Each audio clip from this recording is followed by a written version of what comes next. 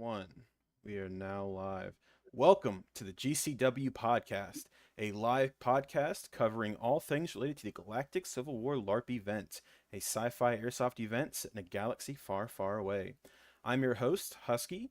Tonight we'll be covering something core to the Star Wars universe, blasters. Joining me for this discussion, I have two of GCW's many creative minds. First up is Commander Ben Carver, the leader of the Rebel faction and owner and operator of DT Blasterworks. Hello, Ben. Hello there.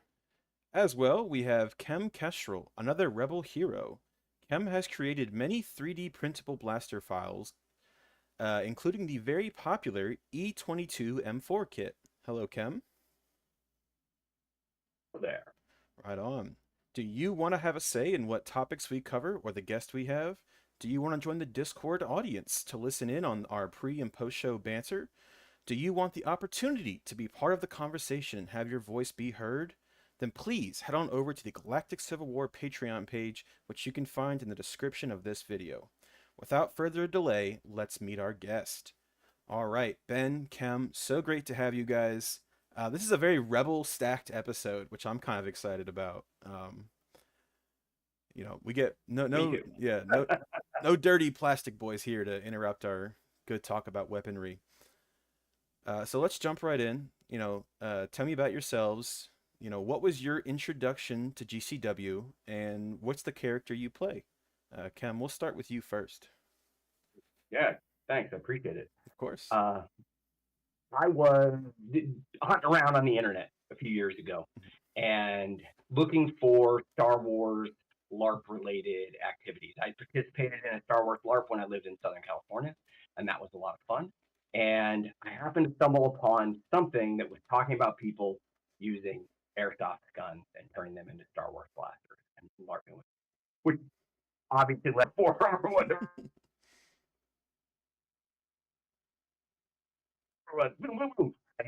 I was hooked and enamored immediately, right? Lifelong Star Wars fan, lifelong reenactor, LARPer, creator. And so I was like, oh my goodness, I just found another group of my people out here.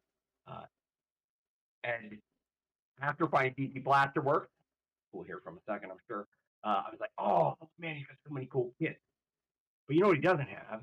He doesn't have the E22.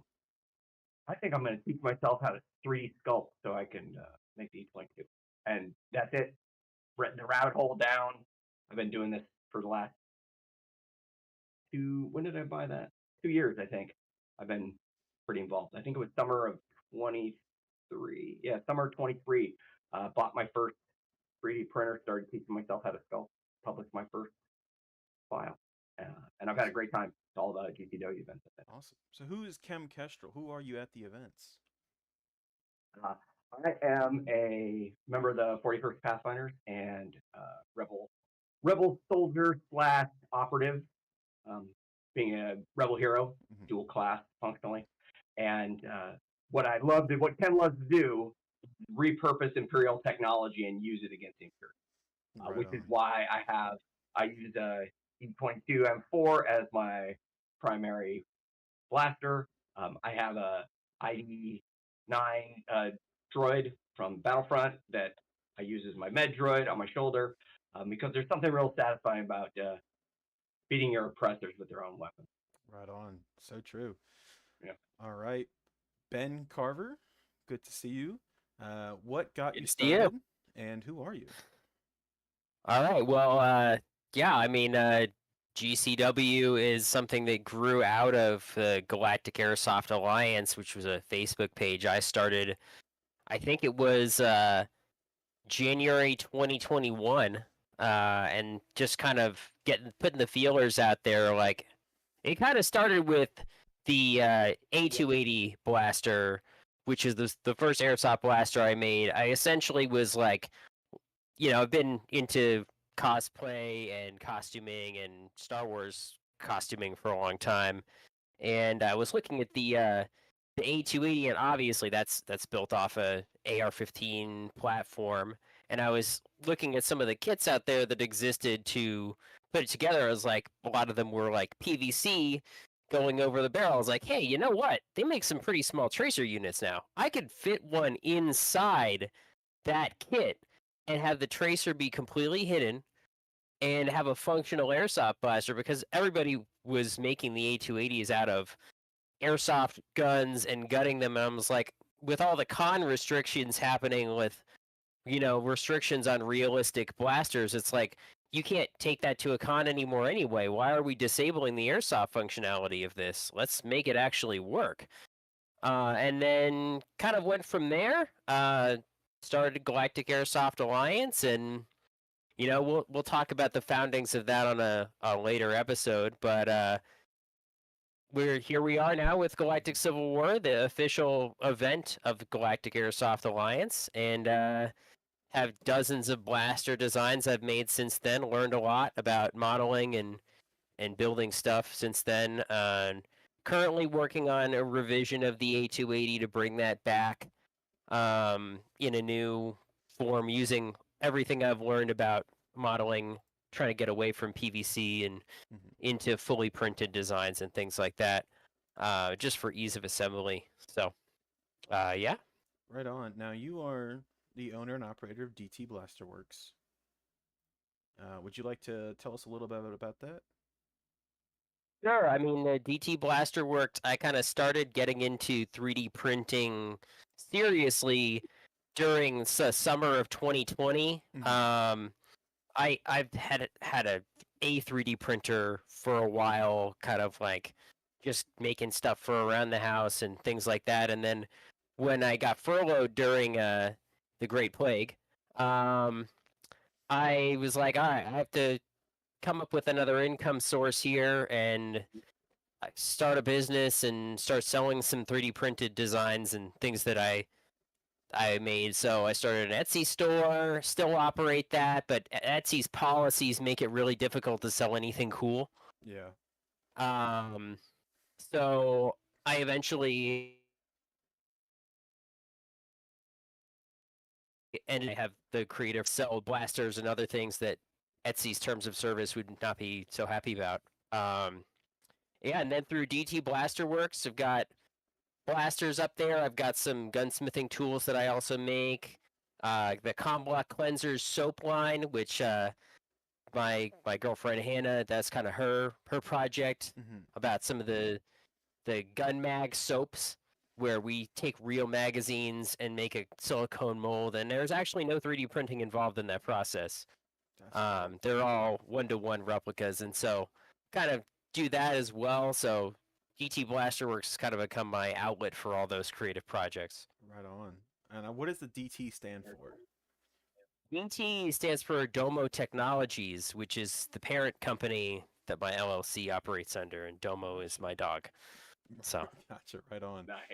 Now I have a picture of one of your blaster kits on the screen here. If you can see that, I believe it is the A280 95 variant that you made. Wanted to take a second and say that that's the blaster kit I use, and man, it is a favorite.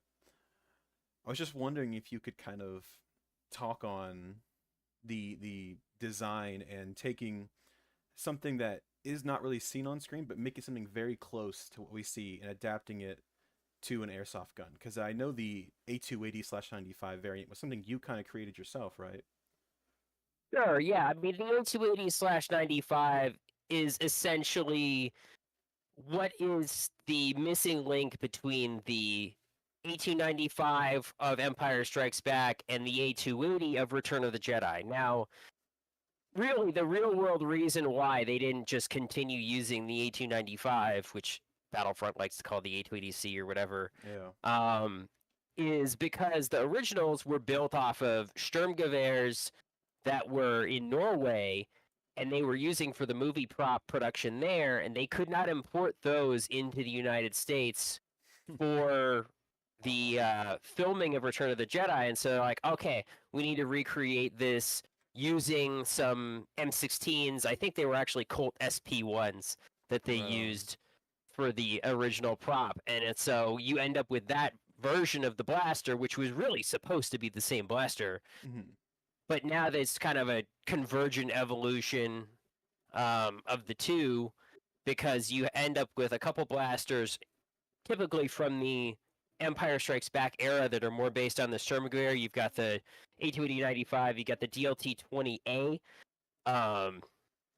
that are all kind of based off of that prop. And then when you get to Return of the Jedi and onward, you see the AR-15, M16, M4 receiver set being used from there to the modern day with the A300 series and all the ones based off of that. And so the A280-95 is essentially like trying to bridge the gap because a lot of the aesthetics of the Sturmgewehr based A295 are really cool. That front end is iconic and very slick. Whereas the Endor A280 is a little longer and bulkier, being based off of a 20-inch barrel and things like that, having the double magazines. Again, super cool blaster, but I wanted something that was more of a callback to the Empire Strikes Back without having to use the airsoft AGM Sturmgewehr, which is kind of awful. It's just like it's a version 2 gearbox, sure, but it's like the disassembly's a little clunky, the feeding's not great, you can't really put a modern hop up in it. I did end up making magazines for it that are the shot shell mags, but like compared to an M4 mid cap, that's not as skirmishable. Yeah. And so I wanted to kind of bring the aesthetics of that Hoth blaster into a modern era using an M4 platform and just kind of bridging the gap there. Right. And also like using some of the construction techniques that I came up with for the DLT-20C, just kind of to bridge that in terms of making it easy to assemble, fully 3D printed front end, based on like fitting on the metal barrel for stability and other things like that. Right on. Well, as you know, I think I just paused. So, oh, am I back? All right. Well, thank You're you back so now. much. Yep, sorry. To anyone in the audience, I do apologize about any pauses or delays. We're gonna try and notice them as they happen, and we'll all be quiet until they resume. It should only last a couple seconds. But that great informative answer, Ben. As you know, the Hoth A280 is probably my favorite blaster. So I'm super glad to have something that closely resembles that.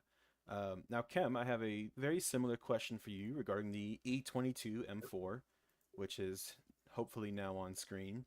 I was just wondering if you could talk on the design process and how we got to what we have now, which is this very adaptable kit for a base M4. Yeah. So I knew I wanted to make a blaster. I'm like, what could be my first blaster, right? Knew I was going to use this as a teaching opportunity as well for myself to learn how to 3D sculpting and printing and write the software and all that stuff work. And I really loved the lines of the E22 when it dropped in Rogue One. Mm-hmm. When the short trooper was carrying that around. Like, man, that looks really good. It's really too bad that the bad guys use it. That said, I decided that since no one else had made a kit even close to it, I thought maybe I'd tackle that. And I went through a similar thought process, though totally independent to what Ben went through about whether to use the Sturmgewehr 44, right, versus the M4. I did the same thing. I'm like, Sterling, I looked at them, the airsoft ones that are available. They didn't have good reviews. They didn't seem reliable. They were hard to get. They were not cheap, right? And I thought, well, what if I take that design language of the E22 and I put it on the ubiquitous M4 platform. Mm-hmm. So I played airsoft a lot in the early 2000s and then didn't really play much at all until I decided to come back for GCW. But the M4 was still there. M4 is still ubiquitous, and even more so than it was in the earlier days of airsoft, right? So many customization options. Like, so everybody's probably got an M4 in their closet or could get one easily if they want to. So I decided to use that as the basis for my E22 kit. Now, as a novice 3D sculptor at the time, I'm maybe an apprentice now, but I was definitely a novice then. I was like, man, trying to sculpt this whole thing from scratch seems like a lot. So what I did was I took the 3D print files that are freely available via the 501st that one of their members has made, and I started with those as my base and functionally scaled them to fit the M4 for the receiver part, the part that fits right up against the magwell. Scaled it up, did some sculpting mods, figured out how to put in the set screw, got some pointers from Ben on using a metal barrel nut and all that kind of stuff to help things stay secure. on your M4, like all that kind of stuff. And then leveraged what I had seen out there, which was using PVC barrels rather than trying to design and print my own. So I used as much as I possibly could in my very first version of that kit from the 501st files, which are from somebody called, I think they're called Happy Trooper. No, Happy Trooper does the barrel template file. It's another person who did the original U22 kit that most everybody uses in the 501st. And I started with that, and I sculpted it, and I did it, and I got it ready, and man, I was so happy, and it worked great. And I took it to a local field, and I played with it, and then immediately went home and started working on version 2. Right. Because I was like, oh, now I know more. I want to make more, and that's just I've kind of used that basic philosophy that started around the E22 for all the kits that I've made, which is I want it to be for a readily available airsoft gun model, so that people are not worried about trying to acquire something strange. I want it to be easy for the end user to attach and deattach whenever they want. Right, basically no permanent fixtures are involved in my kit at all. Right, so they can take them on off. And I've used that. I've made mostly kits for the M4, the AAP, and the Hater. Those are the 3 base guns I use because they're pretty ubiquitous. Yeah, I'd say those are probably the 3 most common blasters in GCW for sure. Definitely. And then I haven't looked back really. I've had a little bit of a here due to work and stuff like that where I haven't sculpted anything new. But I've got a nice list of a backlog of blasters that I want to do. And really what I do is I look to see what's not available out there right now. And I'm like, is that easily adaptable? Right. And that's usually one of my first criteria. How is this one of those 3 from there and figure it out? And I've gone from adapting existing 3D models with the E22 to fully sculpting things from scratch. My Briar M4 and my RSKF Hater kits, 2 of my most recent ones. Those are 100% me sculpting from scratch in Tinkercad. Wow. To make my blasters. So now what's the Briar M4 I would have to say is my favorite of yours so far. I you sent me the parts for the one, and I painted it up for the last event we had. It's pretty cool, especially in the configuration without the stock. Just running around without a stock was pretty cool with that one. Oh yeah. That's the way I've got mine configured too, without a stock. No. Yeah. Now you mentioned earlier some of the more ubiquitous blaster types, and I think there's one that really reigns above the rest if we're not counting M4s, and that's the AAP. We have seen so many different variants on that blaster, and I know, Ben's got an SE14 right there. Perfect. I'm sure you've probably got something as well within range. I was just looking. It looks like I don't have any kits in the office right now. They're probably all out in the shop where I do all my assembly and all that kind of stuff. Yeah, I've got a couple SE14s tucked away somewhere, but but I know you as well, especially made a lot of kits for that AAP. Yeah. So I've made. I don't know how many kits I made for the AAP so far, but you know what? I have my own page up. I can take a look. Yeah, see how please. I've made, I think, 2 kits for the AAP so far, but like 5 kits for the Hater. Really? There's something about the revolver style, the revolver profile, right, that feels very Star Wars. Yeah, I think I have your Hater kit within arm's reach, maybe.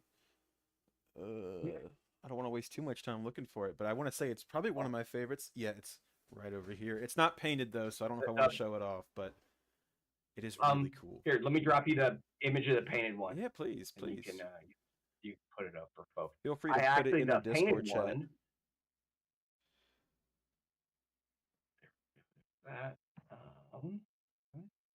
The painted one that I had, I actually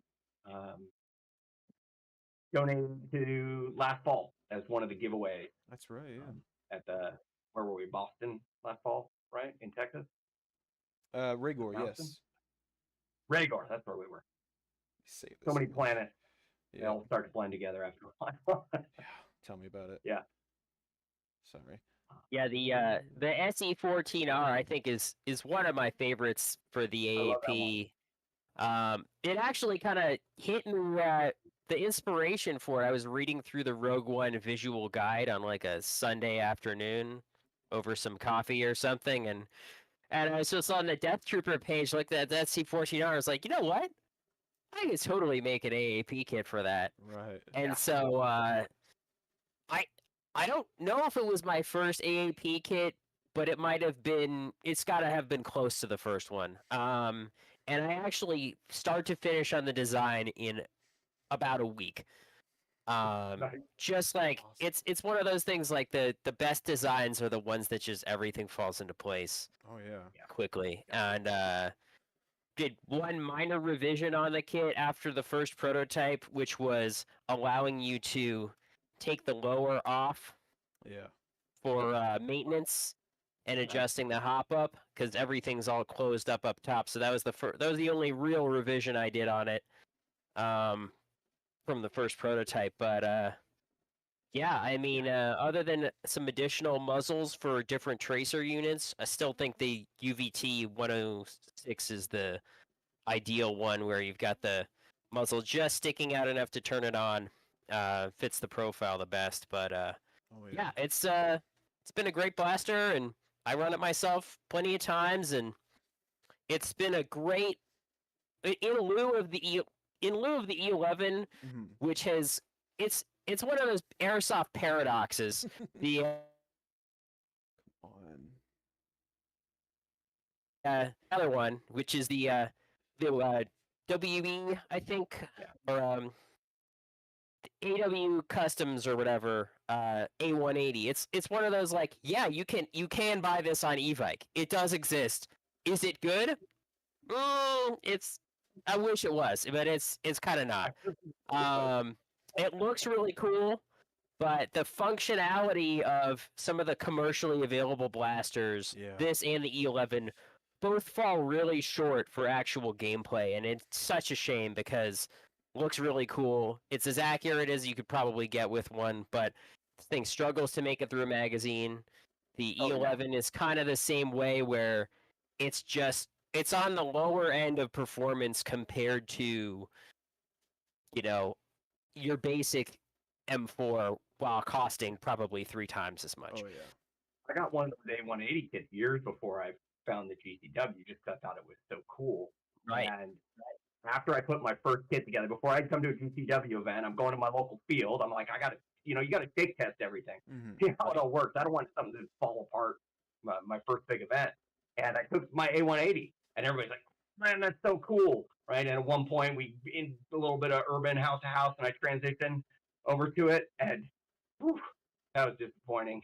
And then it's just like the performance, it looks so good, but the performance is so bad. And I immediately transitioned to an AAP kit for my primary sidearm Yeah. for the same reason.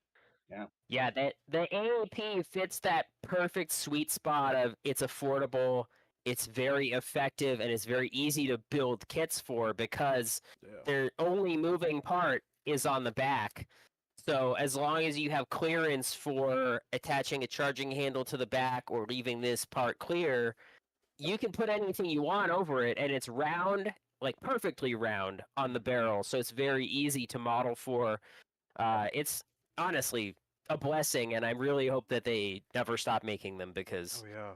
this is just like a mainstay. I think the AAP is like the top gun we recommend to any newcomer. Is It's well, what comes even close in terms of utility. I mean, Yeah. the hater Yeah. is there, but I'd say the AAP outshoots the hater any day until Tong's Day. Yeah. And the KJW Mark One is another like starter gun, yes. And Horrible it's trigger. I've definitely got some kills with it. It's definitely is a BB projector. But it's comes out of the box, it's too hot. You have to modify the you have to modify the firing pin on. I actually have a video up on YouTube on how to do it. You have to shorten the firing pin so it lets out less gas to get it to field legal levels for most places. But it kind of varies depending on the example. So you have to really have a chrono to do it right, so you don't go under. And the trigger is long and kind of awful. The accuracy is not fantastic. The hop up is nothing to write home about. But I mean, the Ruger Mark One silhouette is iconic Star Wars, and it's definitely like I think it still has its place. And the other nice thing about it, it is extremely lightweight, even with a magazine in it. So as a secondary that doesn't take up much space and is very lightweight, there's something to it. Yeah. It's probably significantly lighter than an AAP with a mag in it, just simply because the AAP mags are kind of heavy in comparison. So mag. Yeah. right. So there's something to the KJW, but I think as a secondary, it's viable. As a primary, I don't think I'd run a KJW, but an AAP absolutely is doable. Especially with a shot shell adapter, you're off to the races with that. Oh yeah. And now, Ken, we've actually got one of your not your Briar kits, sorry, one of your Hater kits on the screen right now. Wanted you to talk on that a little bit. What drew you to this design, and what was the process like? Yeah, that's the RSKF Hater. The RSKF is a blaster used in Solo by Han Solo's mentor, whose name just Beckett. And then, of course, I froze. vanished from my head for some reason. Beckett, yeah. He's Tobias got Beckett. two really cool pistols, right? Yep. He's got the RSKF, which is the double-barreled blaster, very much built on a revolver frame platform, right? And then he's got another one, which is more of a single-barrel kind of blaster. And I know that there was a kit out there for that single-barreled one, basically using a gas shotgun shell, right? But you essentially use just like a single shot. Right. But man, I really love that profile. Yeah. Right? I love a good revolver profile, Old West revolver profile. I used to shoot cowboy action shooting for a lot of years. Like I love my Old West gun. And so I realized at one point I'd done a bunch of kits. That's one of my later kits that I've done, more recent ones. And I'd done a lot of kits, and I said, oh, you know what? Nobody's done a kit for that. I'm gonna do this, right? And the way the Hater's made, especially, like it is so easy to make a kit like that just slides right onto the barrel. Oh yeah. Got one little set screw in the bottom that holds it in, and I painted the whole pistol, right, rather than because I wanted to be silver like in the movie in Solo, and I painted the handle and all that kind of stuff. The kit comes with a little plate on the side because the one in the movie actually has a little plate on the side. It says RSKF on it in Arabic. So I made RSKF Hater and put it on that same plate so that you could have that when it goes there. And it looks like it's double barrel if you look at it from the front. Yeah. But then the actual single barrel of the Hater sits right below those and can shoot out from there. So I'm really happy with that kit. That kit, much like the one with yours, Ben, with the SE SR14, like I decided to make that, and I think I probably decided on like Saturday morning, and by Sunday night, that's the one. I had prototypes, not even prototypes. I'd gone through prototypes. I pretty much had the finished kit done by Sunday night because I was just like, oh, it just flowed out from what I wanted to do, and that was the first kit in a lot of ways where I operated based on measurement and solid shape rather than necessarily taking an existing part of an existing 3D model and then using negative space to take out the space where the blaster would go. Right. That's how I've made a lot of my kits. But this one I just sculpted fully from scratch. Yeah. Well, I gotta say, I think you did a wonderful job. In my mind, it is a like hand cannon of a blaster.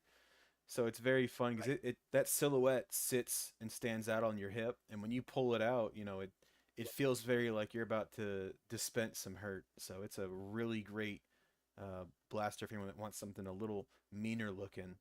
But Ben, I think you had something you were really going good to say. for the more role play events where you don't carry rifles. Yeah.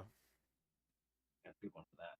Yeah, I was going to say, going into a little bit about the process of the 3D modeling, I like to work off a negative space that I build out based on measurements. Simply because like into the negative, I build the tolerances for the printer that I know that I'm printing those parts on. And so like 0.2, 0.3 millimeter of clearance around the part. And then I can kind of fit everything modularly around there. I usually kind of start with that negative. On the M4 kits, it's interesting, especially if you're doing something where you're replacing the barrel nut. It's awesome that I found those knurled barrel nuts that fit perfectly into a 1.25 inch PVC Schedule 40 pipe. Um, I've bought so many of those. I bet the company I buy them from is really confused. Why does this guy keep buying dozens of barrel nuts? What is he doing with them? um, but yeah, no, and the Schedule 40 PVC in particular is great because there's enough meat in the wall of the of the PVC to actually cut a thread into and hold the parts on. That's like where it comes down to the engineering side of things is like figuring out like how much tolerance do you have between the parts and PVC. I literally when I buy more PVC, I literally go with the barrel and stick it in the end of the PVC pipes is like, okay, does this one pass? Does this one pass? Because the tolerances PVC is held to is not nearly what it needs to be for engineering. So you literally have to hand select the pieces of PVC that you use. But I mean, it beats like ordering from a specialized supplier and paying 10 times more when you can just go down the street to the hardware store. So, and the yeah, penalty for failure if you mess up your PVC is pretty small.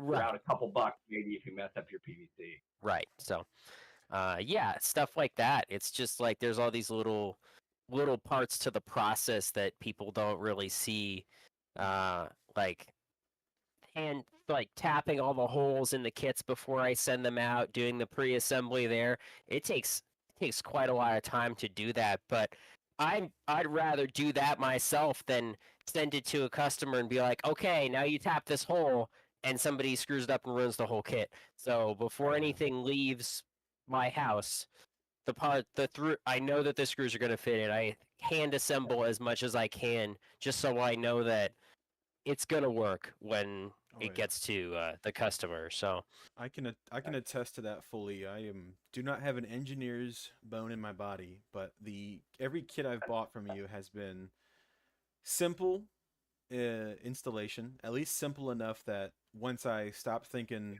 man, what are all these parts and pieces, and started just using some common sense and a little bit of my brain, I've never had trouble with installation that wasn't immediately resolved just by rereading the instruction a second time.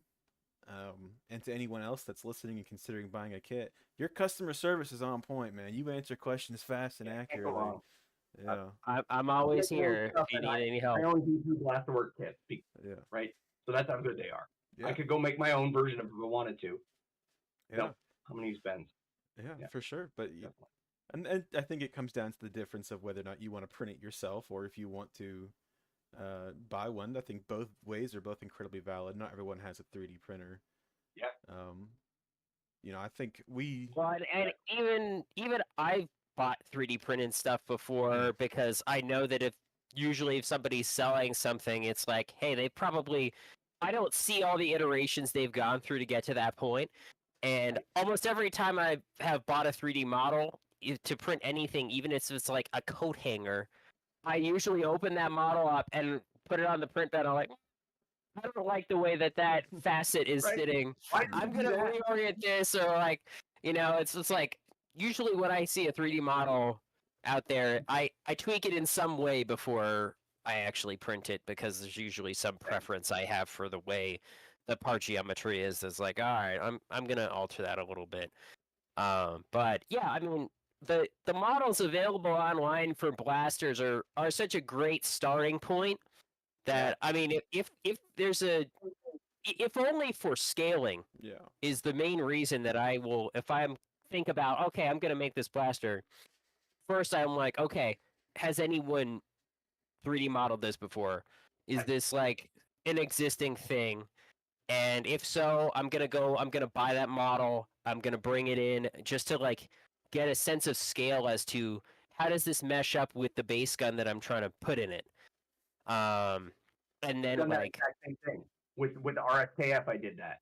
I found one yeah, that somebody modeled up, and it was on Thingburst, so I could just grab it, and I grabbed it and I brought it in. I'm like, okay, good. Now I really can understand what the pieces are. I got to admit too, I'm a prototype splice printer. I don't know if you do this, Ben, but especially absolutely, when yeah, you're doing a fit, right? You print like with no walls, real thin, but you print just a slice of a thing so you can see, does that meet my tolerances 100%. and fit there, right? It makes it so much easier when you're getting there, when you get to the final kit. Now you're like, okay, I know this is just gonna Right. slide Yeah. by. You print out slice after slice after slice of the critical dimensions until you nail it, and then it's like, all right, now I'm gonna do the body.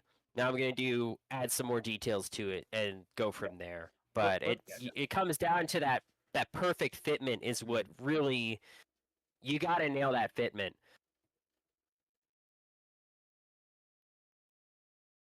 because it's just people get buyer's remorse if you have a Yeah. loose fitting Mm-hmm. product. It's got to like fit on there perfectly. I originally used like an M3 or an M4 size set screw to attach most of my stuff. Right. That's just what I decided. Yeah, M4 and up is normally what I go with. M3, I only really like to use if it's decorative or if it's a single use installation because I've found that especially in printed parts, if you're going with a thread, M4 can be cut in and removed fairly easily and maintain its integrity, whereas M3 it's like you can get it in there, it'll hold for sure. But if you're installing and removing it, then M3 will weaken over time. I had the M4 on my first E22 kit, and I used three of them, one on the top of the barrel nut and two on either side. And then I came and I played my first UCW event with it. And by the end, the front end had a little bit of wiggle in it. I didn't like that a lot. So I redesigned it and I put the hole in through the bottom of the receiver now up to the barrel nut because there's more material there, 3D printed material. And I'm using like an M8. Like I'm using this funky, like, and it's great because that thing never moved.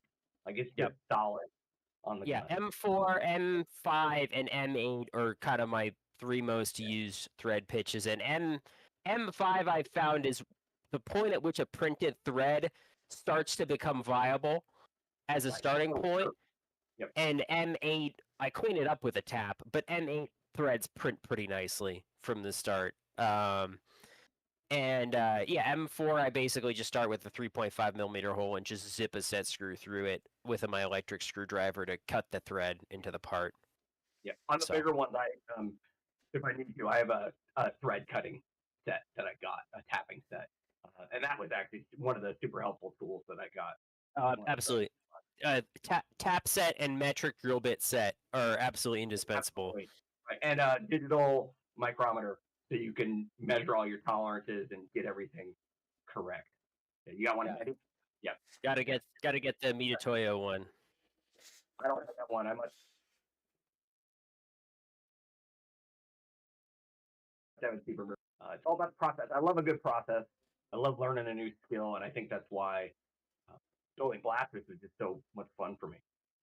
Right on. Yeah, and it's doing airsoft blasters is the best part because like I understand building a prop blaster is cool, but once you're done with it, what you can do with it? Take some pictures and put it up on the wall. Like I want to go blast some people with this thing. I make a joke with most of my friends, and especially when I meet new people, that pretty much all of my hobbies involve dressing up and weapons. I do GCW, I've done LARP, I've done medieval reenactment since I was 17. Like I did cowboy action shooting, all this stuff. Like I just awesome. It's what I want to do. I want to put on some cool clothes and have some fun weapon and go hang out with my friends and make cool memories. Yeah, I mean, I've been competitive shooting for about 14 years now myself, and so yeah, I mean, I'll dress up. I've got Metal Gear and Star Wars stuff I dress up with and go shoot matches with that. So now we can't dilly on it too long, but you do have blaster kits for Real Steel. Is that right? Yeah, I mean, not officially. Not I officially. think it's mostly a test bed for the parts and to see, hey, can I actually make this work? Now, 22LR is one of those things that it's basically like a gas blowback airsoft in a lot of ways in terms of like the forces involved. And so I've definitely put together 22LR blasters before because there's no gas tube. It generates basically no heat and basically no recoil. So it's a fairly simple matter to put that together. And recently I've been working on a 9mm blowback version of the A280-95 because I wanted to shoot a pistol match with it in the PCC division. Um, and so that has been another challenge because that's got significantly more recoil and heat, but it still doesn't have a gas tube to worry about generating a bunch of heat and making a whole hole for that. And so that's kind of my latest project there.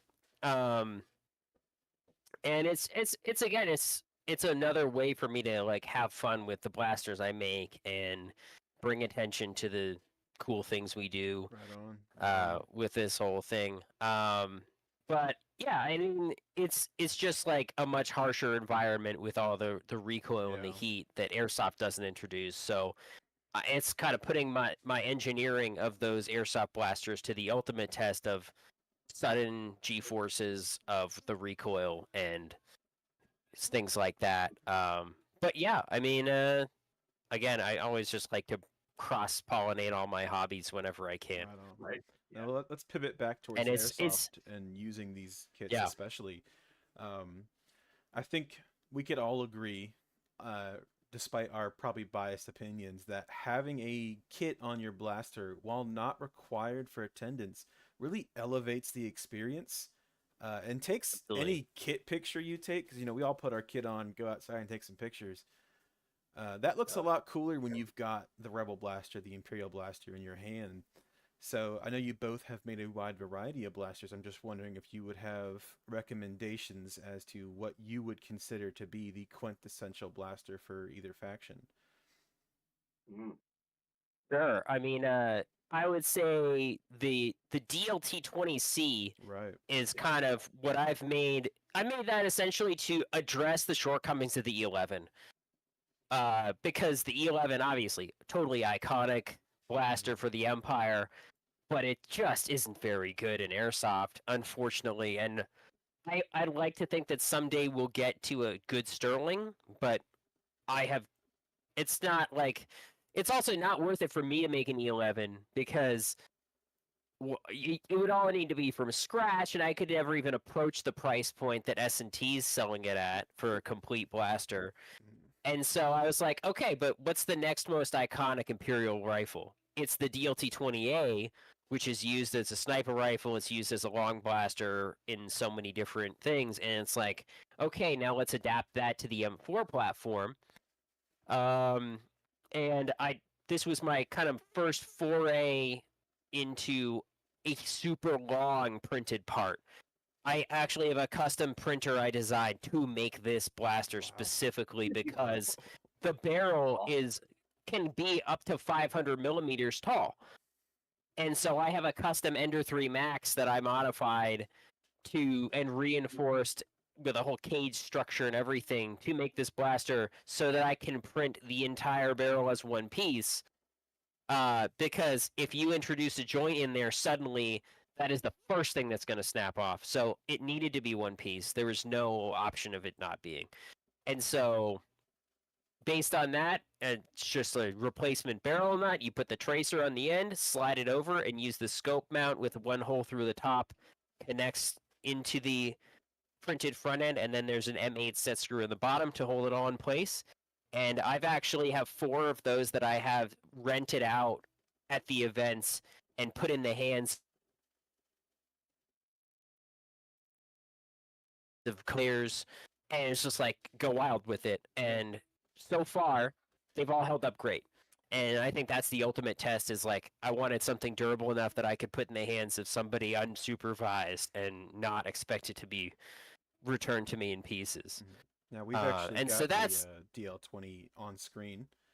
And I did want to Yeah. So mention that that we actually adapted the in-game lore to reflect the kit in the shortcomings of the E11, in that the 313th Imperial Infantry Division is a sort of ranged division. So hence why we have this long blaster marksman rifle kind of hybrid that has become the standard Imperial blaster. So if you are that Imperial looking to convert your M4 into a blaster and you want to look as you should, like the rank and file trooper, then the DL20 is very much the way to go.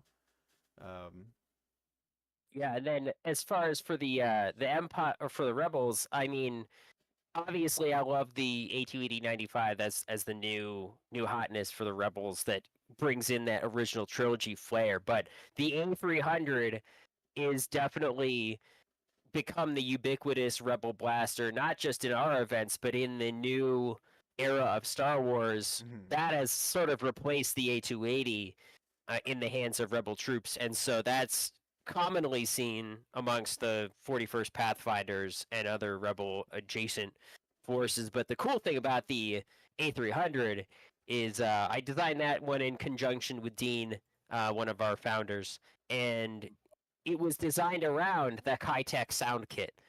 So the original A300 was that magazine shape and dimensions were made to fit the Kitech, and then the Kitech kind of went off the market, dropped away for about 2 years, and now it's back. And so it's great that the A300 can finally kind of live up to its original like splendor of having the blaster sounds in the front magazine Yeah.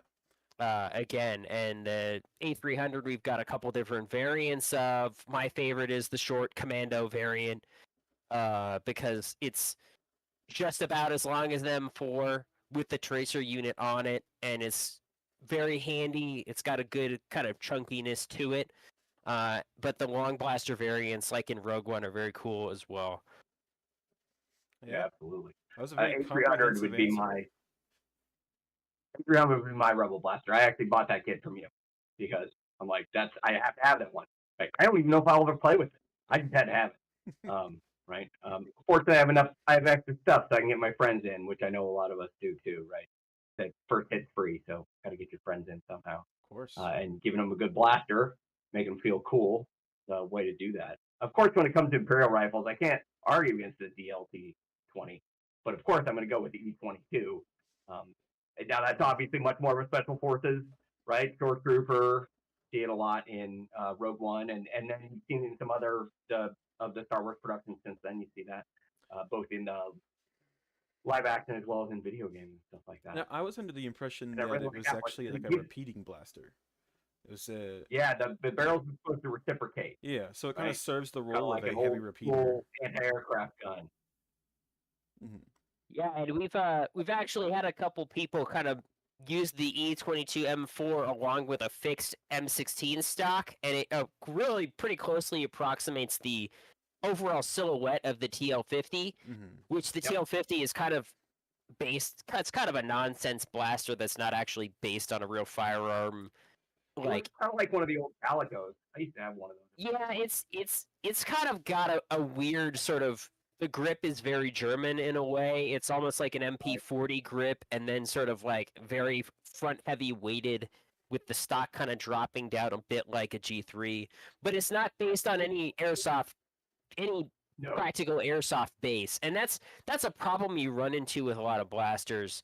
That is, a lot of them are based off of rare or antiquated weapons that either have never had an airsoft replica made, or if they have, it was made in Japan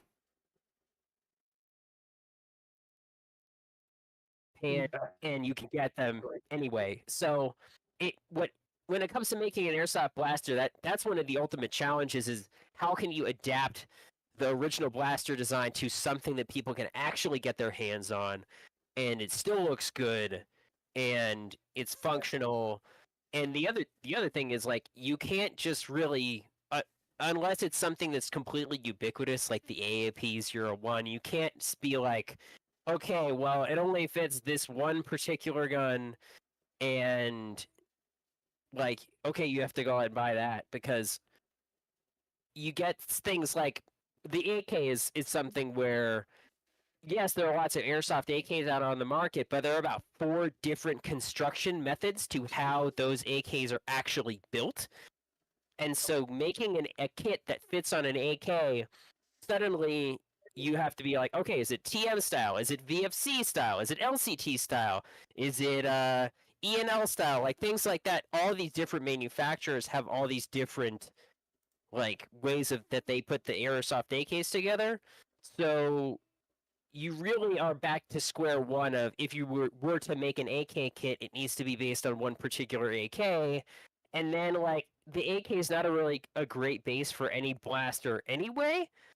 So I mean, unless you were gonna do the Cobb Vanth blaster, which is like a Bison with the magazine missing, it's one of those things like, okay, suddenly you're like, let's go back to something that's a little bit easier to access, like an M4 platform, easier to You modify. really like. Did you read my notes ahead of this? Because you just in that short stint, you've covered a lot of Did things that not, I had no. intended to talk about. You've covered a lot of bullet points I wanted to get to, so I'm gonna need to like circle back around to half of what you just said at some point. But we'll start Oh, with no, what you no just worries. finished on, and that Yeah, is, of course, we have to talk about it. The AK, the Andor. yeah. I've seen an Andor now. I wanted to get you guys to give a very fair assessment because I do feel like there are a lot of players out there that maybe only have an AK, but they still want to go that extra mile that's not required of them and make it look more like a blaster. So, what would your advice Sure. be? What would your recommendation be? You know, is it just try and do what we see in Andor, or is there something you think you would have done different? I mean, ultimately, I think what they did in Andor was they did basically all the wrong things as far as the visual language of a blaster in Star Wars. Like they they did recreate most of the parts differently from they modified it heavily, but it still retains the silhouette of the AK in every way, including the front sight, the gas block, the curved magazine, the underfolding stock. Yep. Like they they Yep. even kept the 2 vent holes in the handguard.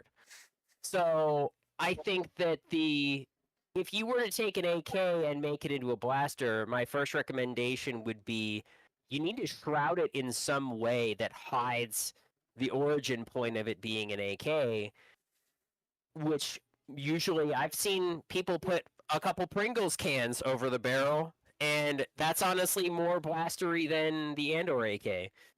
Yep. Immediately. And then short magazines, if you can get a straight magazine or some kind of magazine adapter for it. I know there's a shot shell adapter out there for AKs I now. have I have a collection on cults where I've gathered things people have made, and I have a bunch of different shorter versions of AK mag, 3D printed AK Right, mags that I've collected. right. So You know, it's all about like breaking that silhouette. You could put a blaster E stock on it. If you get one of the AKs that has like the M4 stock adapter, now you can slap some more blaster adjacent stocks on it, things like that. But yeah, I mean, ultimately it comes down to the silhouette of the AK is just so earthy in that way. And it's funny because like yeah, there's literally MG34s in Star Wars that are just MG34s and that's the it's coded not the like the AK. it's not an AK and It's not as Okay. it's not it's as old ubiquitous. it's old enough that the World War II stylings of the blasters is just like somehow that makes it more appropriate is the World War II theming of the blaster. And like I think that what they did with Mooring is a great example. Like that's like a bit modified from the Bergman, but like it's like as it's obscure enough that oh wow, that's like an old gun from the 1890s, but it's so Star Wars. And once you kind of get a feel for the language of Star Wars, in anything from blasters to clothing to whatever, you start to look around. Like you can even like I have the crate autism now where I'll look at the you know, all I see is a plastic crate. It's like, oh man, that plastic crate in particular is really Star Wars, much more so than this other plastic crate. I've definitely been And it's getting just that as like well. it's something that you just internalize looking at this stuff enough. And I don't know. It's just something about the AK. It just is too recognizably modern. Even it's an old gun. It's old at this point, but it's still, the silhouette is too iconically AK for it to, You like, you know. something over the front end, right? Remove the front sight or something covers the front sight and where Mhm. the gas tube goes, right? That to me, like that just screams AK. And then Right. short straight mag. Like if you just do those two things, all of a sudden it just won't look as much like an AK anymore. And those are Sure. the two things I would do if I went. I don't have an AK. I have a what is it? SVD. I have an SVD, right? Which has got obviously a bunch of the same stylings. And um, I found a 3D printing kit, not for Star Wars, that somebody made to cover their SVD. It's kind of like make it a little more sci-fi. And I took that and modified it some to basically to take away those exact lines I was just talking about. And it Sure. already has a short mag, so that made it easier. Yeah, and I mean the Fennec Shan's sniper rifle is based off an SVD. I think they did a good job with that. I use that same scope. Totally. And then, of course, as far as Russian weapons, like the VSS Vintorez is used almost. I mean, when you look at the model very closely, the receiver is modified, but it's the silhouette of the VSS Vintorez is very Star Wars. Yeah. You've got that the knurled tubular barrel. I used one. The at skeleton Survivor's Endeavor. stock. Yeah. It really does fit the blaster look. And so I mean, let's there's a version of one of those that was designed by a 3D artist that makes really cool stuff, and basically it's a stacked double barrel on the Vintorez, and he made it maybe based off of something from Solo.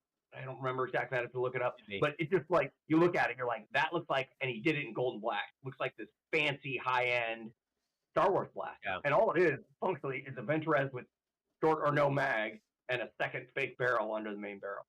Now we talked about the indoor AK. I want to kind of pivot into the PP-19 that we see in Mandalorian used by Cobb Vanth. I believe it's actually, the blaster itself is called like the KA-74. Something like that. Something very similar. I wanted to get you guys' thoughts and opinions on that. One, if you thought that was a better blaster design of a ubiquitous Russian weapon, and two, if you think that was something that could be recreated for airsoft use. Yeah, I mean, ultimately, I think it does look pretty cool. I think that the interesting thing that they did with that is they have the top as the barrel instead of the bottom, which kind of, again, helps flip the AK on its head a little bit in terms of, now the blaster bullets are coming out of the top and they're coming out of the gas tube instead of the barrel. That was an effective design choice to kind of change the silhouette around a little bit. And I like them mounting the scope where they did. I mean, I think the Cobb Vanth blaster is very cool. Again, you'd have to use a short shot shell kind of mag, which going with a Vintorez, I think it was the PP-19, not the 01, so it was the one that was based off the helical drums. You need to do a little bit of work to get a mag to fit into there. But yeah, I mean, ultimately, I think that would be a cool airsoft blaster variant for sure. And again, they changed just enough about the AK to hide the front sight, the gas tube, the things that make it iconic, the curved magazine, and I really like Cobb Vanth's blaster. I think it works. Right on. Kim, what are your thoughts?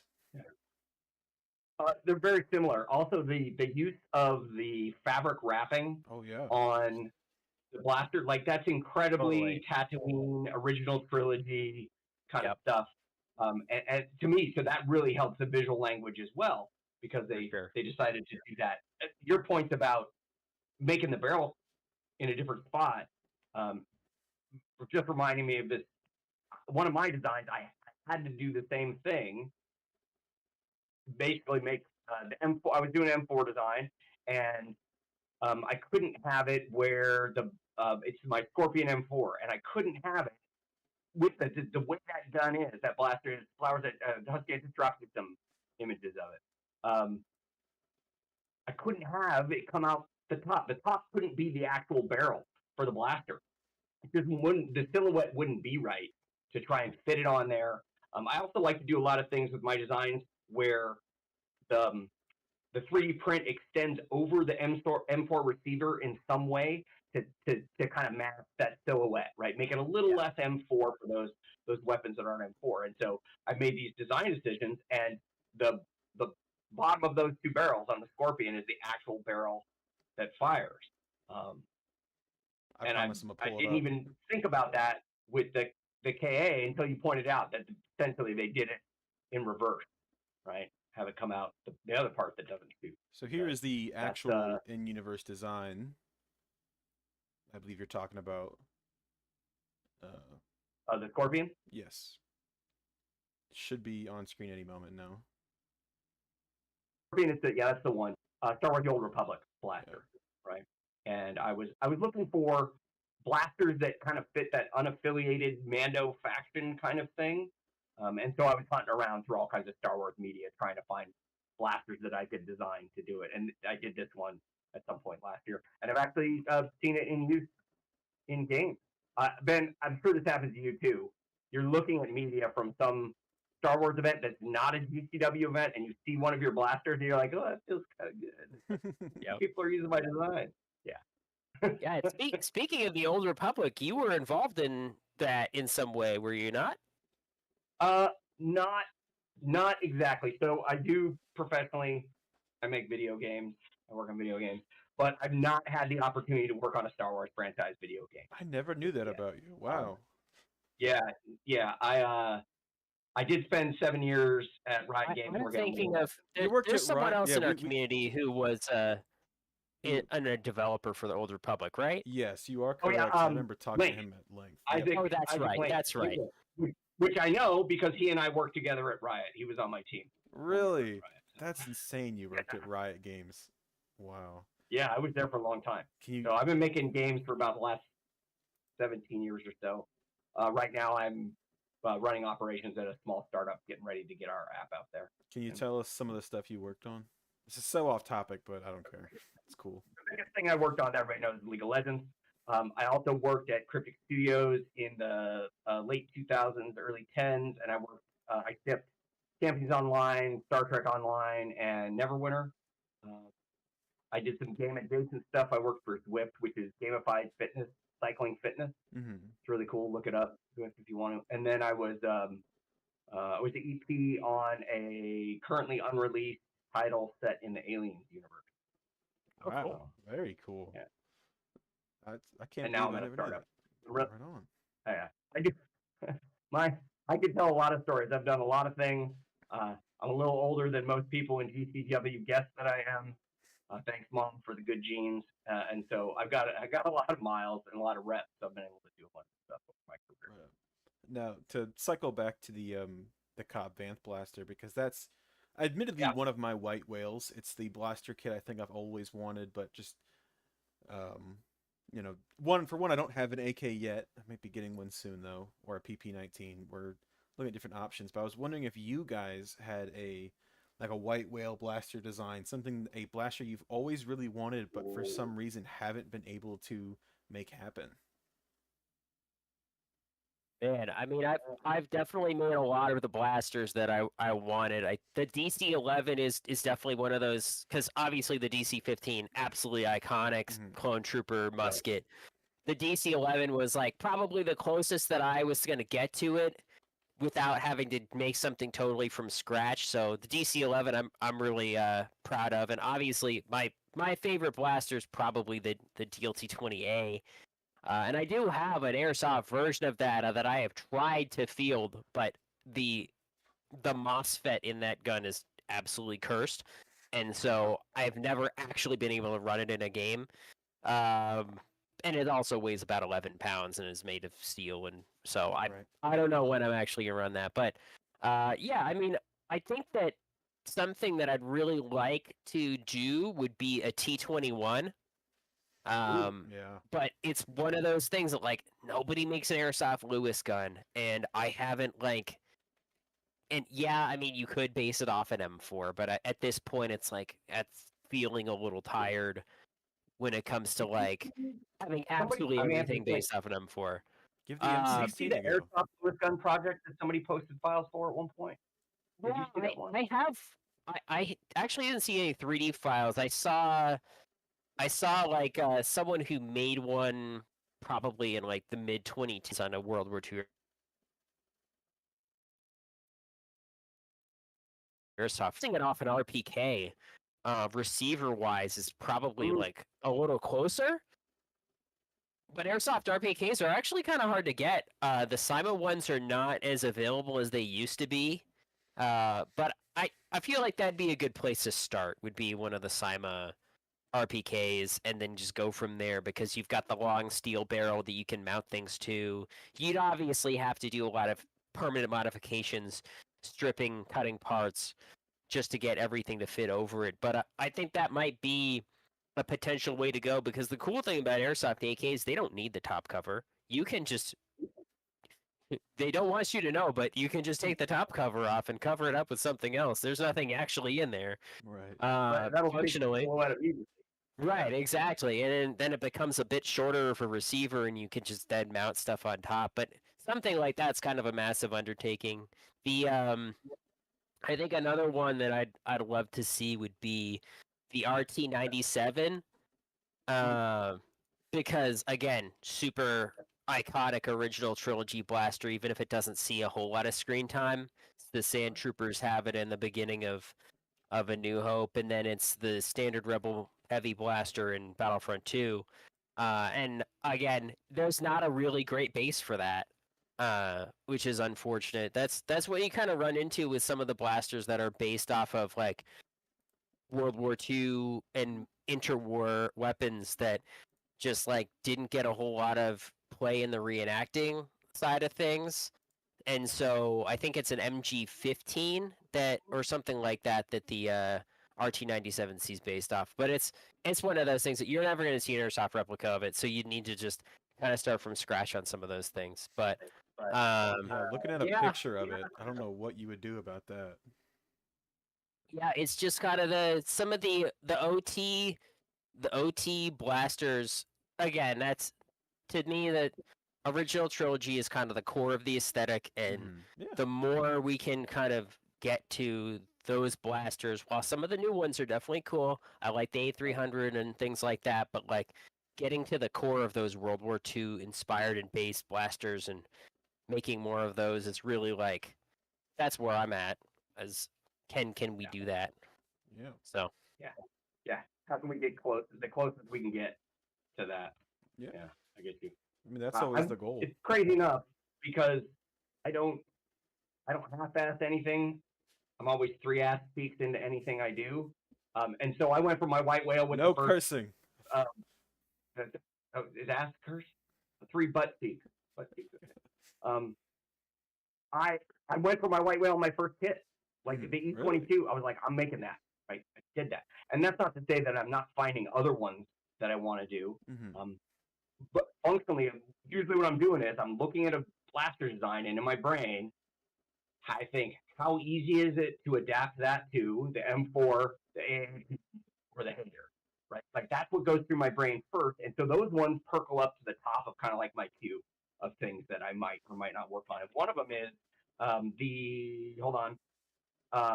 the B1NA, which was in Andor. It's the Corpo pistol. It's very similar to the S14, right? But not exactly. So that one's kind of on my list because I'm like, that seems like it's probably be a relatively straightforward hit to make. To be able to hide a tracer in there pretty easy. yeah, right? That kind of yeah, stuff. that's based off of a light gun from the 90s, I think. Isn't that awesome? Right? But it'll fit on an AAP frame pretty good. Yeah, and totally. then I have one other Star Wars: The Old Republic blaster that I really want to make, and it's the GR9, which is a blaster pistol based on the Luger, right? Much like the Luger, classic World War II weapon, right?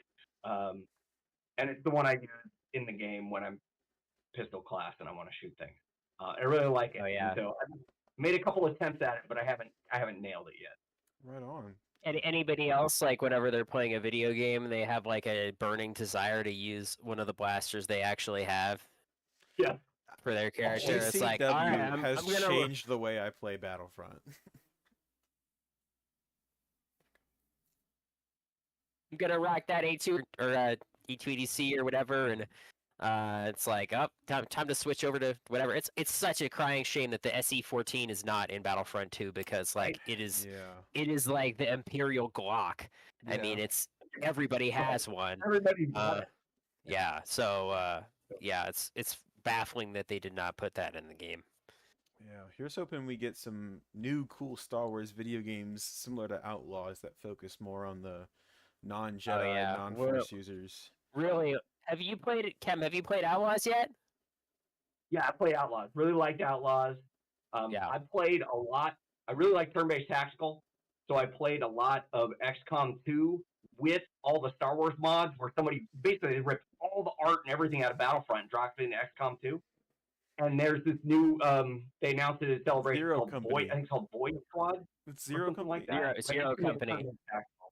Yeah. Zero Company. Yeah, turn-based XCOM style game where I'm so excited for that. Just for you. So many hours in that one, guaranteed. Yeah. And I'm hoping they have some cool designs I can rob from. I looked at and I have on my list some of the designs from Star Wars Hunters, right? The mobile game that's been out for a little while. It's like a mobile MOBA. Unfortunately, it's shutting down soon because it has done well because that's a super saturated market. But that's another video game topic. They should have ported it to PC, man. It should have launched on PC. I know, right? But the pistols that the Mando uses in there have a pretty cool line on them. Mm-hmm. What do they call? Of course, I'm looking at my list of things that I have here. Yeah. Orange Call dual blaster pistol. Yeah, Orange Call is his name, right? Oh, they're kind of like a chunky square, double-barreled. And in some ways, they're a little bit like the Scorpion. Oh, yeah. I mean, right. Dean has worked on that a little bit of an airsoft kit. So I think it was for the WE Galaxy or something like that. But yeah, right. He's worked on that a little bit. Right. I'm gonna try and get a picture of I'm an aesthetics snob, and if it doesn't look good to me, I'm probably not going to try and model it. I'll own that. There's definitely a lot of blaster designs that have gotten like 60% done with, and then just like not really liked how it's coming together and shelved for a later date. It's definitely you have to get to the point where you're total. At least for me, if I'm gonna release something, I need to be totally happy with it. Otherwise, it's never gonna see the light of day. But like, there's all sorts of things that like I'll pick it back up, work on it for a few hours, and just chip away at it. And sometimes I'll reapproach a project with fresh eyes and see, oh, why didn't I think of doing it that way? And then have a breakthrough and get to finish something. But I mean, I do a fully hand sculpted by me version of the E22. Like I want to go back to basics with that and take all my new skills and build it back up and take all the design flaws that I've learned from the kit I have, right, and build it differently. Now that I know more. Which I mean, I don't revisit projects generally. I don't go back and build the same thing, but I want to do it now. I think there's something to be said that really adds to the enjoyment of the event. Getting to actually use that blaster that you might have always really enjoyed the look of, the sound of, something like that. I know it really excels the event for me. You know, on one hand, being there in kit with everybody else is awesome, but being there in kit, holding an A280, shooting at guys holding DL20s and E22s, it elevates the experience in an insane way. Watching Mando come out with Westar pistols and everything, it's like, man. It truly, when you're in the middle of the battle and you're shooting at a bunch of Imperials in Imperial kits with Imperial blasters, and you've got your Rebel blaster, and you're flanked by your Rebel compatriots with their blasters. This is exactly we've been trying to do this whole time. And just even being in the field, like waiting for something to happen, and you're just sitting there and you just look at your blaster in your hands, and you're like, this is awesome. Right. You never feel out of universe. That's one of the things I really like about having the blaster, and I totally understand when like some people it's their first event, right, and they don't have the ability to dress up their blaster. They only own one airsoft gun, and they don't want to. I'm like, I get it, right? Um, but man, when you can make that jump, it feels super So cool. let's talk about taking that already next step to the next step, which is the audio, getting that blaster sound from your blaster. Uh, Yeah. let's talk about these Kai Tech cool new things, and I'm wondering if you guys can fill me in on what those are and how they work and what they do for the experience for you. Sure. I mean, I've been involved in the Kitech prototype for a while. Again, since the first event, we had two A300 Kitechs. One is my personal one that I had and developed, and the other one was given away at the beginning of the event to one of our players who's still with us every event. And yeah, I mean the Kitech system is unique in that the sound is actually triggered by the tracer sensor. So it's got an integrated tracer unit mounts at the muzzle. The battery powers the speaker and the tracer unit. It's all kind of goes in the magazine of the A300, and it's extra cool because the sound only plays when the BB passes through the barrel. And so you know when you're out of ammo, you know when your gun's jammed. It's extra immersive on that level because it would be comparatively simple to wire a button to the trigger contacts and make it play the sound when the trigger's pulled. But for me, that's not enough because it doesn't give me the feedback of what's my weapon doing.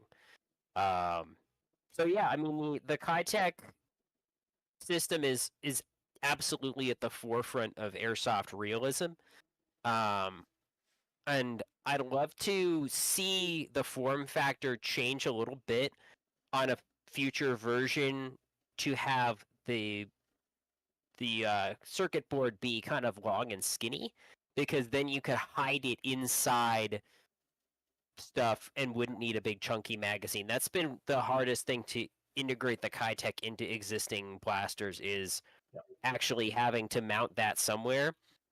At our last event on my DLT-20C, I actually had a side-mounted Kitech magazine with the speaker holes on top and ran the cable out of that. And so I got that to work, and that's something that's going to be coming out soon as like an add-on for DLT-20Cs for people who have those. And it's one of those things that like integrating it tastefully into the blaster is definitely like the biggest part. Another thing that I've been talking with the Kitech guys about is getting the speaker moved off the gun and into a pouch on your person. Oh yeah.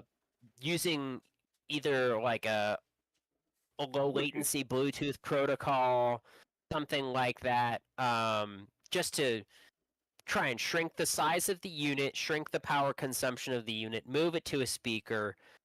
Again, liberating the blaster from the giant magazine if it is not supposed to have one, and increasing the amount of kits that can utilize that.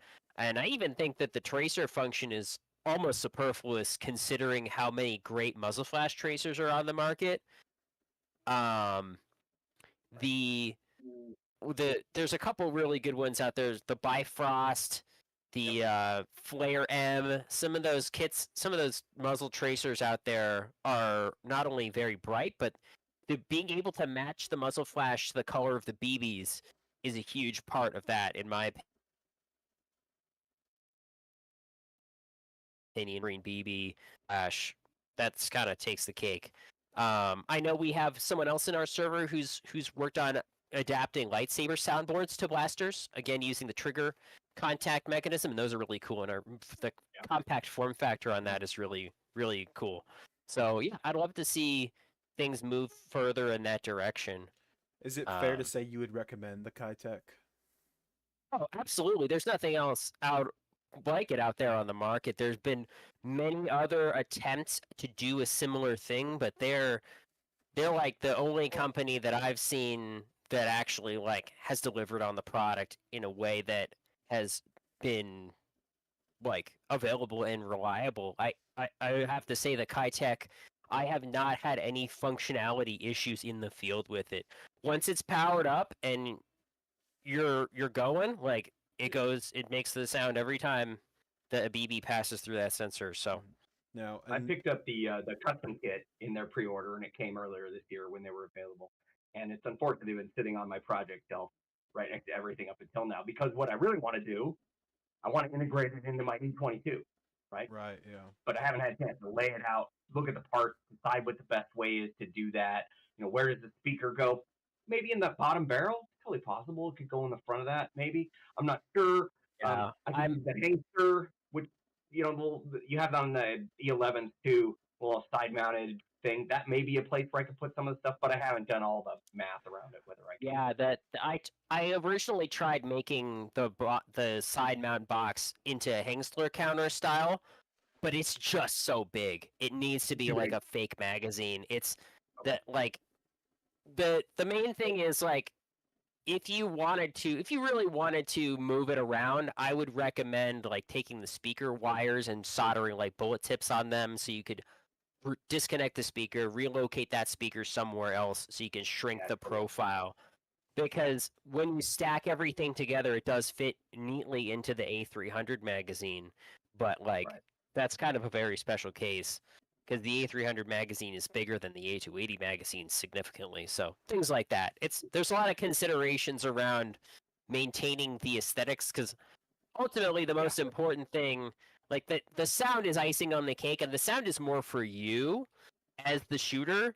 I mean, I don't know how audible it is to everyone else around you, how far away, but it's very cool for sure. But to me, maintaining the silhouette of the blaster in a plausible and realistic way that looks really cool in pictures and to everyone around you, that's more important to me. So that's why I haven't shoved the Kitech into everything I make because I want it to feel appropriate.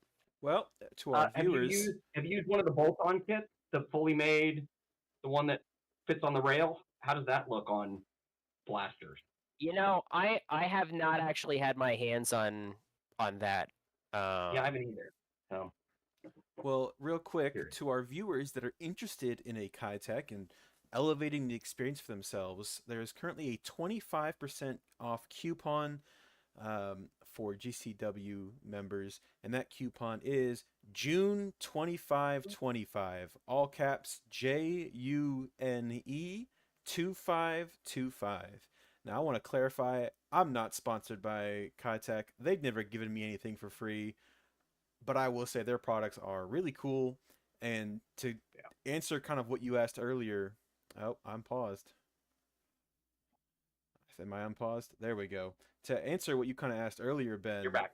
You're back. Okay, perfect. Uh, yes, it is audible if we're in the same squad or same fire team.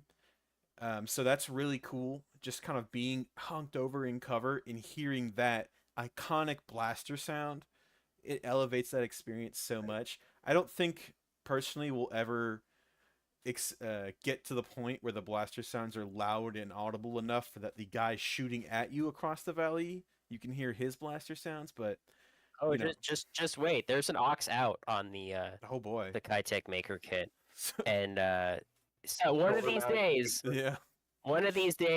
well, not. I'm thinking big. I'm thinking eWeb. I'm Oh, thinking oh please, boombox in the eWeb, and so yes. you on the tripod, up. Yeah. So no, that will happen. It's Okay. coming.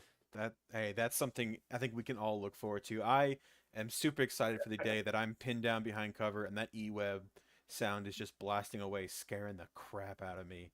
So again, that coupon code for 25% off your Kitech kit is June 2525.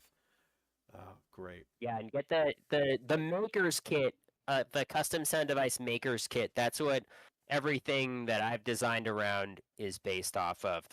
I have not messed with the full kit that includes the PEC box thing. And I mean, looking at it, it certainly seems like something you could slap onto a blaster and it wouldn't look too out of place. But you can definitely save some money if you're gutting like an A300 and want to put the sound in it. Go with the custom sound device maker kit. Probably should throw a picture of one up on screen real quick. So here is the device maker's kit as soon as I can get the image up. Now, just taking a quick peek at their website, it looked like they had a special grip. Let me go back to that. Let me pull that back up. Yeah, a grip battery holder. Are you aware this is a vertical grip battery holder for the Kitech grip? Yeah. I think that's really Yeah, I interesting. think that's for use with their PEC box thing in order to relocate the battery out of the main thing. But honestly, finding a place for a battery to go is probably the least of your worries when it comes to putting that somewhere. Kim, I think we've lost visual. Oh, okay, sorry about that. Yeah, so true. I'm trying to get this picture to pull up on the. There we go. There, that's what the actual Kitech Maker's Kit will look like. So, grab that up. I really think it elevates the experience. I've been wanting to get one myself. Just trying to figure out how I could possibly attach it to the A285. Um, what would you think about like that cheek well? That part that's right behind the stock. That's kind of hollowed out. I was Yeah, wondering if you could fit it's it in there. just it that you underestimate how massive the speaker is that's attached to the Kitech kit, Right. and it's it's one of those things like the speaker needs to be that big for it to sound as good as it does. Mm-hmm. And it's also like you have like resistors and capacitors soldered onto that board that are all kind of designed around that package. So I mean, it's it's one of those challenging the challenges of physics and electronics, and I'm by no means an electronics engineer, but from talking to the owner of the Kitech thing, that it's like there's only so much you can do to shrink that and still make it effective. But hopefully, in a further revision that goes to a Bluetooth speaker and moves it off that whole all the things necessary to make the speaker work off of the gun, that will open the door to making it fit on more blasters in a slim profile. Because really, I mean, a tracer unit is very minimal power. Like all those little tracer units, they've got their battery built in, and Mm-hmm. so if you just had a board connected to that, or even you could even potentially have a large-ish tracer unit that had everything inside and connected to Bluetooth via the like all built into the tracer. So Right on. again, it's just comes to development of Tronics. But again, the blaster thing is kind of tangential to what the Kitech was originally for.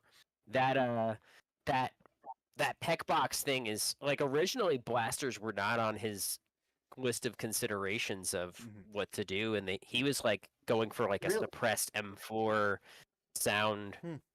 Oh, on sure.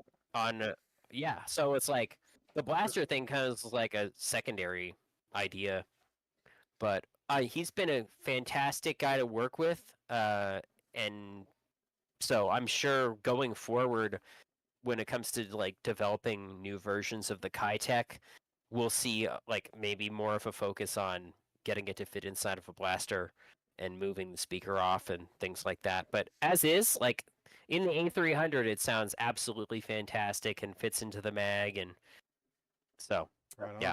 on. It talking about Yeah. electronics and sound speakers really reminds me of a kind of secret project I've been working on for a while now, which is I've really wanted to make a prop thermal imploder.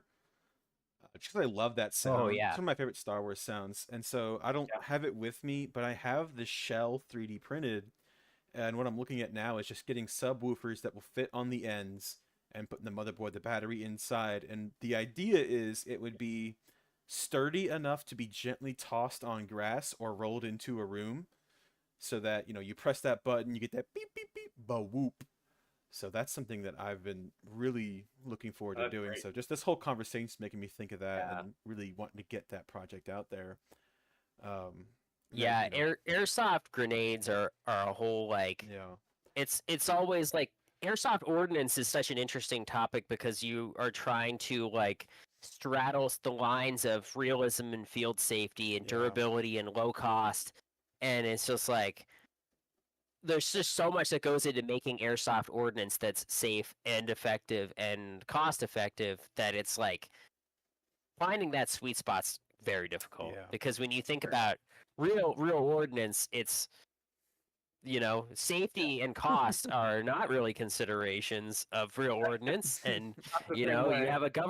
you have a government sending you crates of grenades and telling you to throw them at people, and you don't have to go back for that No, because you didn't pay money for that thing. yeah. So yeah, it's just really funny how airsoft has flipped the ordnance discussion on its head That, as far as like, okay, it's got to be not hurt anyone, it's yeah. got to be inexpensive. I have to be able to retrieve it later and things like that. So that makes me want to Thunder ask, bees are definitely what is your preferred? yeah. And then in terms of Galactic Civil War, what is your Star Wars ordnance? You know, we've got Thunder Bees, EG-67s. They all each have their drawback, but like, I know Mark's been working on some sort of grenade prototype. So like Yep. for Yeah. you, what is the best option with GCW? I mean, I'm gonna be honest on a personal level. I don't carry any grenades. What? Because I do not. I've actually like not had. There have like for me with the grenade, like, the RPG item you're saving for the exact moment that you need it in the game, and by the end of the game, you still have it in your inventory. For me, that's the airsoft grenade because it's Why? like I'm afraid to use it until it's the perfect time, and then like the battle's over, and I still have this thing. It's Get like over I that actually gear kind of fear, stopped man. carrying them a while ago. Get I over know, that but gear fear. I love it's airsoft also grenades. like, but also as the commander, I'm not often in positions where I would be chucking grenades anyway. Oh, So poo I just doo. haven't really I always I see you haven't up really there. integrated them into my. Sure, but I mean, if I can throw the grenade, I can just blast them anyway. Um, Someone else said I never but carry I grenades. I That's carry really, insane. like the 67, right? Those yeah, are I fun. think the EGs for the EG when I have used them, when I've had somebody like throw me some ordnance, I think the EG-67s are a really good option because they're lightweight, they're easy to use, they go off reliably, and it's just like the EG-67 is kind of the default. Um, I've played around with the spring grenades, but I don't feel like they have enough like utility. Thunder bees. I used to run thunder bees a lot in my milsim days. I run Back in Thunder the day, Bees I had now. like the Kydex thunder bee clips and things. Like I used to run them as part of my kit all the time. I'm interested in getting some of those stick thunder bees. Like Cal Maybe for the has. next event. Yeah, like Cal has. I've been pretty impressed with the stick grenade ones, and so I'm thinking of picking some of those up and giving those a try next event for the next Battlefront. But yeah, just in general, I feel like airsoft grenades are one of those things that like they're really fun when you can use them, but a lot of the time I would just keep holding on to it, and I just end up shooting people instead. I'm the opposite. I throw it. I'll have full view of a guy with his back to me, easy shot, and I'm like, I'm gonna throw a grenade at him. Because it's Galactic Civil War. We have these rules that, Oh especially yeah, now, it's no bleed out, no no, they're revive. It's an insta kill. So there's times where yeah they're a powerful part of our toolkit. there's been Absolutely. times Especially that against broken Rhaegor. blastoid, Oh yeah, right? gets over Plastoid. It gets through Yeah, Plastoid, Beskar. It's through everything. It's the final Oh, word in any conversation, really. But I've had times where and there's a group of now guys that are down, and I'm like, I'm just gonna chuck a grenade in the middle of them because it'll kill them for off. sure. And I think now with the buffs to Imperial Plastoid, I think that we're going to see more grenade usage because now with the right. 2-3 hits Yeah, for Scout Troopers, Stormtroopers, and other things, now that ordnance is going to be more important. And also, when you blow somebody up with a thermal detonator, you don't get heat from that it's true. because there's nothing left to give you a heat band. Big old asterisk. Big Oh, old asterisk. yeah, I It didn't depends realize on a lot of that. factors, but yeah, big old Sure. asterisk on that. Um, But yeah, that's very true, and I'm still baffled that apparently so many people in the comments don't carry grenades. I don't get that at all. They're a pinnacle part of my toolkit. You know, at Survivor's Endeavor day 2 when I was uh my gun went down and all I had was my pistol and I had my little satchel just full of grenades. Um, I ditched kit, went unaffiliated looking, and just went around kind of playing the part of a grenadier and just was chucking them. So that's crazy to me. You don't use them. Kem, what do you? First off, do you carry I do. grenades? And what's your I preferred? do. Right. My primary class was assault, and so like Yep, grenades are a big part of that of if course. you're doing it right. Yep. And Heck yeah. a lot of it makes the site that we're using kind of like plays into how I might want to use the grenades, right? If we're Hmm. playing under a lot of tree cover and stuff like that, it's a lot harder to toss a grenade a good Yeah. distance. If we're playing in a place that's got more urban and structures kind of things, then woo, grenades can be super handy because people are trying to shoot out windows, and if you can nail that window with a grenade, Have you been to Mouston? That's that was my first that's game. the other thing though. That's right. Yeah. Is depending on the site we're at, a lot of the field rules will play into whether or not That's true. grenades are useful, or because at the Rock, for example, with useful points of grenades, that suddenly is not a tactically available option to you, Right. and so things in places like that, it becomes less attractive to carry the grenades. Not only that, but like there's real concerns of like you know not being able to throw grenades in areas where there's brush due to real fire hazards. That's definitely something a consideration. So Hmm. then you're just limited to using grenades in the town, which if you're gonna take out the Perla director, that's an excellent use of a EG67. But no, I mean it kind of depends on the AO as Yeah. far as usage of Oh, yeah. ordnance. Yeah. Well, I'll Yeah. give my Like answer to I'm my on own the West question. Coast, right? I'm in the Pacific Yeah. Northwest. I used to be in California and stuff, and didn't matter. I didn't even know E67s existed until I went to a Battlefront event because they don't sell those out here because you will just light the whole state on fire. Yeah. So like it just doesn't matter. You don't get to use those unless you're in an indoor field maybe, but never outdoors. So I didn't even know that was a thing. I love being able to use them whenever. Also, I'm a big Thunderbee guy. You know, when EG67s were more accessible, um, I did carry a couple just because they were, I say, more reliable. And you know, they're throw and forget, which is nice, although they are like $10 a pop, or they were back years ago. I don't know what they are now. But you know, Thunderbees don't have that same problem where there's nothing igniting. It's quite the opposite. It's actually rather cold because it's CO2. Now they do have their downsides, being cores can get damaged pretty easy, and that sucks because the core is really the biggest expenditure. You know, a bag of like shells is nothing. And you won't even, if you're like me and you throw at least 3 grenades in an event, you still won't go through all your shells. So, and then of course you do have to go retrieve the core, which can be Right. lost so easily. I think I actually lost a core at the most recent event, Echoes Resolve. So, what I'll often Yeah. do to What I anyone used else, to do, tie pink ribbon around them. That's what I always did. I used to spray paint the core blaze orange. Smart. That's smart. But yeah, That's what I did on mine. I carry at least two Yeah. Thunderbees on me at all times, just because they're so useful. And I'm paused again. Oh my gosh. This whole pausing thing. Are we back?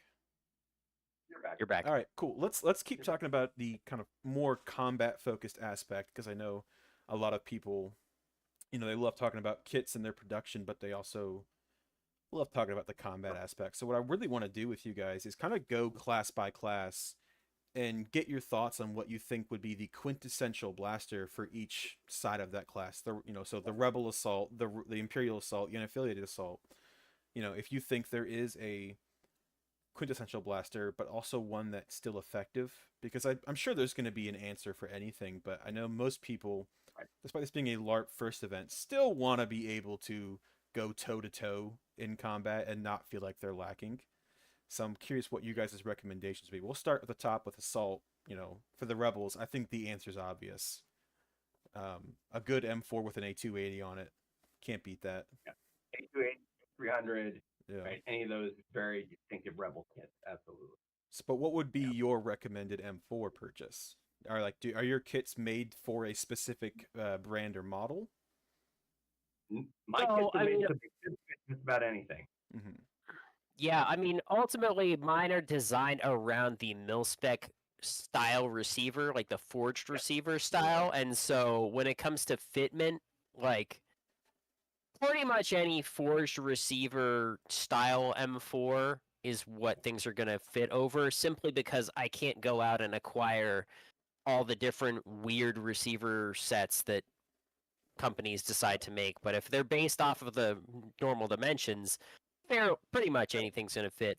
I mean, my philosophy behind buying an AEG comes down to, like, is the base gun going to be durable? And from an external standpoint, are the internals like pretty decent? And then just slap the necessary upgrades into it. Like, I don't really care if it's plastic body versus metal body, because I'm going to be putting plastic on it anyway. Like, metal body to me is like an airsoft gun for people in countries that can't buy real guns. So, like, it's about like them coping about not being able to buy the real gun. And so I don't care if my M4 body is plastic. I'm putting more plastic on it. It's going to be lighter and easier to carry in the field. That's fine. Yeah, I got to up this thing around it for 2 days at a Battlefront event. Right, exactly. So I just throw like a brushless motor in there, throw a better hop-up bucking, sometimes a better barrel, converted to Deans, good batteries, and then I mean, most of the M4s that I use are like $150 for the base M4. Because I have so many of them, I'm swapping between them during events, and I don't actually play airsoft outside of GCW events. So like, it's not like I'm using this thing every weekend. I don't need a VFC or some other super high end model, because I'm just not putting the wear and tear on it that is your weekend airsofter is going to put on their AEG. So to me, it doesn't really matter if I'm starting with a super high quality base gun. I'm just going to throw those upgrades into it that are going to get the trigger response and the range that I need. And then from there, I just kind of do what's economical for putting the kit together. Well, me and my metal body VFC Avalon disagree, and we think it's the best, and I love it so much. Mine have fit pretty flawlessly on just about everything. The only one that I have any problems with is the Vulcan, however you say that. Yeah. Because they got a weird raised ridge, and then especially around the magwell, it's a funny shape and stuff, and that's caused some issues for me and some other people that have tried to use my kits in the past. But my standard gun is a Lancer Tactical, Gen 3 Lancer Tactical. Out the box works just fine for just about anything. I have upgraded my primary one, the one that I used with a brushless motor, hot bugging, all that kind of stuff, right? Yeah. But I feel like the airsoft performance, almost all airsoft stock guns are like equally bad until you start putting those high-end upgrade parts into it. Like, you gotta replace the motor right out of the box if you want that good performance. The hop-up bucking also has to go right away. But once you do those two things, you're in the 90th percentile of performance, and then anything else you do after that is chasing that last 10% of range and trigger response. Like, even HPA, like, is a whole rabbit hole to go down. Like, if you put a brushless motor and use a good battery, you're almost touching HPA trigger response. And then just make sure your gearbox isn't leaky. Yeah. And you're almost there.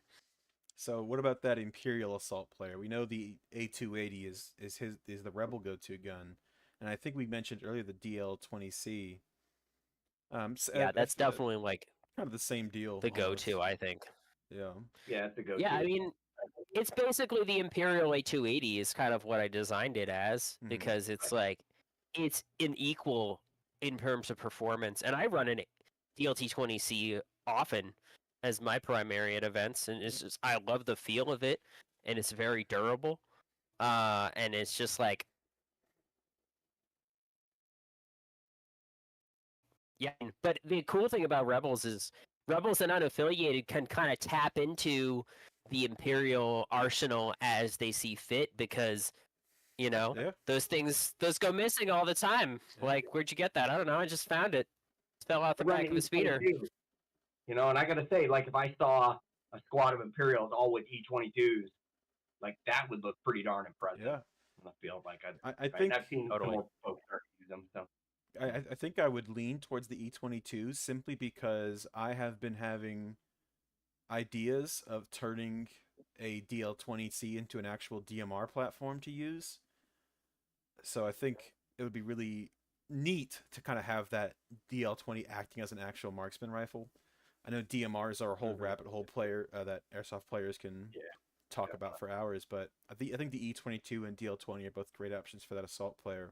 So let's jump to the recon then. Sniper okay. rifles in airsoft are such a trap. Let's be real. Yeah. DMRs can kind of be a sorry about that. That's my 9 o'clock alarm. DMRs can kind of be a trap as well, but in a very different way. And there I am freezing up Yeah. I again. mean, Oh no, I think I just lost I would. camera. You're back. I can hear you at least. Yep. Forgot my 9 o'clock alarm for some reason shuts off my camera. All right. I would say for a rebel sniper, I would go with like a 300 long blaster or rifle Yep. kit Mm-hmm. because that Star Wars Battlefront 2, Yep. that's kind of one of the iconic options, and I would say might be a controversial opinion. I would say it's the best of the recon class blasters in Battlefront 2. The With that first person high rifle. semi-auto rate of fire, Uh, just like tap tap tap, take people out really quick, both at close range and towards the medium and long range. It's kind of an iconic. I mean, Cassian Andor uses one, like in the sniper configuration specifically mentioned in Rogue One. I mean, that I think is the Rebel sniper blaster. Um, as far as like I think we gotta mention Cal Kahask's IQA 11 though too. yeah, I think dude. that's a really Oh, that's great. cool sniper option. I Again, made one could of be those used too. by anybody. You did. Yeah. I made one of Do we those. have a Yeah, I picture of did it? at one point. Do we have a picture of Let me see if I got a Cal's? picture. Hold on. Either Let me go yours look. or Cal's. I'll I take took either. pictures of all my stuff, so it's likely I have it. Let me see here.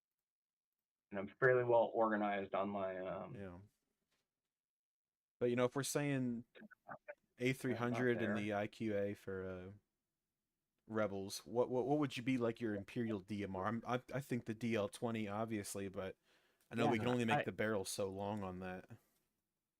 yeah, I mean ultimately the long barrel DLT-20C, you can get like a 18.5-inch barrel with a tracer unit on there, or if you don't care about the tracer unit, you could throw a 20-inch barrel on that.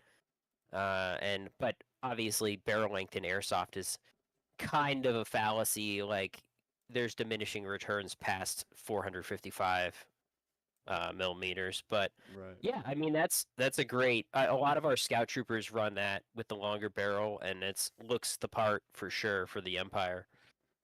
Right on. I know that's what I am thinking of doing is either taking my M16 and either turning it into a DMR and putting that DL20 kit on it so I can have a Rebel and Imperial blaster. The other option would have been getting the clone repeater that you make and running it as a heavy repeater. Hmm. Sure. Here. Okay, I'm gonna drop you an image or two here. Gotcha. Found Also, some of them. for some reason, I have So lost this is your guys's video is frozen on the stream only though. I don't know why. Mark, Strange. I don't know why this is happening. Fix this. Hmm. Oh, that's not good.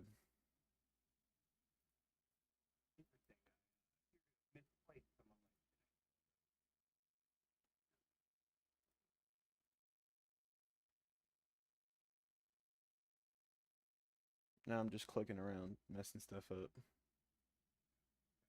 So here's one. This is actually made by some of our folks too. Oh, I never started the actual topic stage in Discord. Look at that. It's okay. I think we've been on top. Yeah. Okay, here we go. Here's the let me try and I know audio or visual is gone for a little bit, but I think people will live not seeing our faces. So the book I just dropped in there, it's a kit called the Vulcan 11X. Mm-hmm. Oh yeah. Right? And it's acting as both a good potential heavy or a DMR in my mind. Yeah, totally. Yeah, let me Yeah, get I this. built Let me one. get I this just on pictures screen. of the gun itself I built and me in a hostile kit holding it. It looks pretty good. Love that Hoth kit, by the way. Thanks. That a lot of that is functionally closet cosplay. Those like just random stuff I had lying around, and I put Yeah. together a Hoth kit. So here's a And then that game got rained out. yeah. Unfortunately, the Um, dimensions are a little off, so I'll have to slowly pan it across to get a good look at this. That's totally really fair, yeah. I think that's a really good either DMR or heavy repeater. right? You know. And that the Yeah, wooden that's a stock cool that one comes for with sure. that comes with oh dude, man, my brain is farting on some kits, but most of it's the front end. The wood stock isn't part of that kit; it's the front end, and it's square and it's got good room in there for Yeah, a and that tracer. MG42 front end essentially, and MG. then MG34 stock. Right on. Yeah, Very so cool. I ran that one that tested out at a local field. It worked pretty well.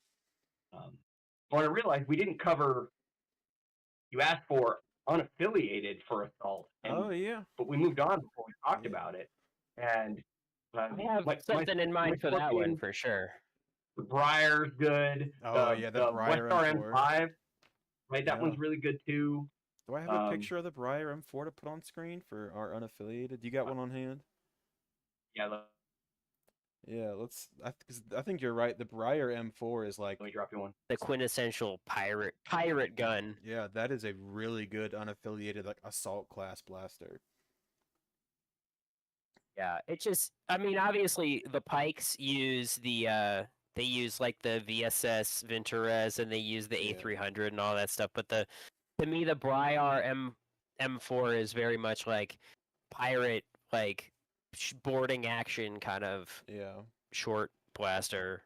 I give you one with the like PDW stuck on it and one with the butt cap on it. I love PDW stock, so I'm gonna use that image. Yeah, they look good. I also think that the V11 that I put on Oh Thingiverse yeah. would be a really good unaffiliated blaster. I'm kinda I surprised know we've not I've seen a seen lot of more those on the of field. these. That's a really That was the cool. first kit I made. Was I got the V11 kit from you, and it built that, and it kind of gave me this picture in my head. I'm like, oh, now I kind of understand how this stuff works, and that's when I dove into Right. one too. After that, Yeah, I kind of put that one up as an open source, easy to slap together blaster option. People Here's again, our Briar. and it's just kind of stock. Um, Yeah, here's our Briar M4. yeah, I realized I don't think I ever painted one. I think I just printed it all out and never finished it off. I should do that.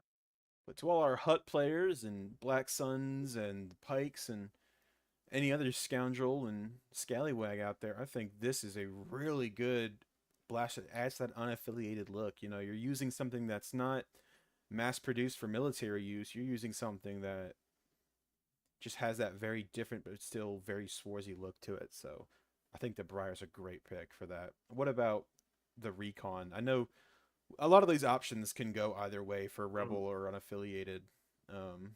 Well, unaffiliated recon, that's an interesting question. Wonder if I can. I really do think Cal made that Woodstock. oh, the cycler rifle. Yeah, he made a cycler rifle. Yeah, that's super cool. I forgot about that one. Yeah, that one. Yeah. Might take me a hot minute to find Yeah, this picture. that's one of those things that's kind of it's hard to recommend something that's handcrafted because you can't just go out and get a cycler rifle. But Yeah. that's a pretty cool But one. it's cool for and we sure. can show it off, you know. Yeah. Listen, we've already given And some I mean, good. there's nothing stopping people from making their own custom blaster. Yeah. based off inspiration, hand greebling things together, and I mean that's a huge part of the fun. But like again, personally, when I make a blaster, I want to be able to make more of them. So the less hand tooling that goes into it, the better from my point of view. But if individual players making a blaster, there's nothing that says they can't whip something up with found parts and greeblies and things like that. I mean, that's another totally different aspect to the 3D modeling side that's just as enjoyable. Now, we talked about the kits we'd recommend, but we didn't talk about like the actual airsoft gun itself. That if someone wanted that more ranged option, that DMR, that sniper rifle, I don't think I could ever in good faith recommend a bolt action, but you know, a DMR is, I think, really the best way to go for what we do. So what would your recommended gun be? I mean, there's the saying in the airsoft community that a DMR is built, not bought. Yep. And I think there's definitely a lot to that. The easiest way probably would be to HPA an Ep.4 platform, because then you've just got the direct control over your air volume and things like that. But getting into HPA is its own can of worms, from tanks to regulators to lines, whatever. So I mean, but the performance gap between a well-tuned assault class AEG and a DMR is really not that different. So, ultimately, the recon class is, I would say, less about you being able to use a DMR and more about the other benefits that the recon class brings. Yeah, which recently just got a lot of new benefits. So. Right. Using the thermals and night vision and drones and other things like that. Yeah, stealth eliminations. We had a drone flyer at Regor, and that was really cool. Yeah, shout out to Endar, I think. Yeah, Endar. Yeah. Or Wash. I get them mixed up. So shout out to them both. They have great Endar. And Endar's the one with the drone. Gotcha. Yeah. Great guys. Great kids. So. But yeah, Cycler on screen. And again, for affiliated, I think for your character to have access to, because it's you're kind of separated from the normal supply chains of a galactic military, be it the rebels or the empire. So, if your character has ties to one or the other, like picked up a blaster on a certain planet or whatever, it comes down for unaffiliated. It's more about like, how does your blaster help tell your story of your character? And so it's just kind of like, the cycler rifle again is a really cool one, but it's also like, have you been to Tatooine recently? Is picked one up there versus like the IQA-11, which you could find that on any number of clone battlefields, picked up off a droid and things like that. So I honestly think it makes more sense for unaffiliated to use clone surplus than it does rebels. Sure, yeah. So I think that's always a way to go. There's definitely clone kits. Yeah. So let's go into heavies. They get the heavy repeaters. Yeah, leading into the heavies, I think that there's two rebel options that really stand out. I think the DC-11, which is again the clone DC-15A analog, the very iconic heavy repeater. It's funny because it started out kind of as a long blaster in canon and then was sort of brought into that role in Star Wars Battlefront 2, but it sort of makes sense that way, of being an automatic rifle kind of blaster. Yeah. Also, and then it's a great looking kit too. Look at that picture on screen and tell me you don't want to use one.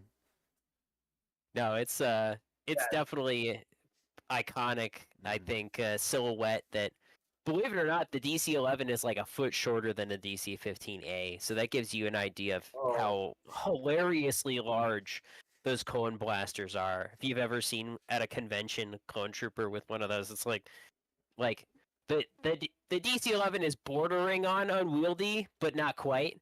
But like any longer than that is just like ridiculous. But the other one that I made is the M49. And so that's kind of my take on the That's my take on the M45 repeating blaster, which was from Rogue One originally, also seen appearances elsewhere. And so that's based off the M60 platform. And we actually have someone in the server who's made a very, very awesome M45. Looks fantastic. But the M60 is one of those airsoft guns that's expensive and heavy and just one it's like it's not very accessible. You need to be extremely committed to buying the M60 in the first place, and it's on par with a MG42 price wise. So it's like, why would you buy the M60 when you could get the MG42? But the M49 is the M249 version of that, so it's kind of shrunk down a little bit. I made the stock fit kind of the profile of the M60, but it fits on the M249 receiver. And then the shrouded barrel goes onto the long barrel version of the M249, and it's a very like assaulter friendly LMG because the length of pull with that short M60 style stock is reduced so dramatically from the original M249 that it's very handy and pointable in comparison to the original. So I think the Right, M49 is a really good rebel heavy blaster. right, right. What about Yeah, Imperial?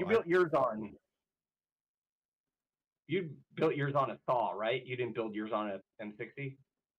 Correct. Yeah, it's built off the featherweight M249 E2, and Ian brought up a great point. There's so much battery space in the M49 stock. Like you can fit a gigantic RC lipo in there, and for sustained fire, you can just like hammer it and not worry about running down your battery. Yeah. Kian Shea is saying in the Discord chat, and for that M49 kit, it is all about battery room. So, I Yeah, that's a significant consideration for a support weapon in airsoft is the power source and having enough milliamps of that battery to give you the sustained fire. But you also don't want to use a battery that's too high voltage. Like I think a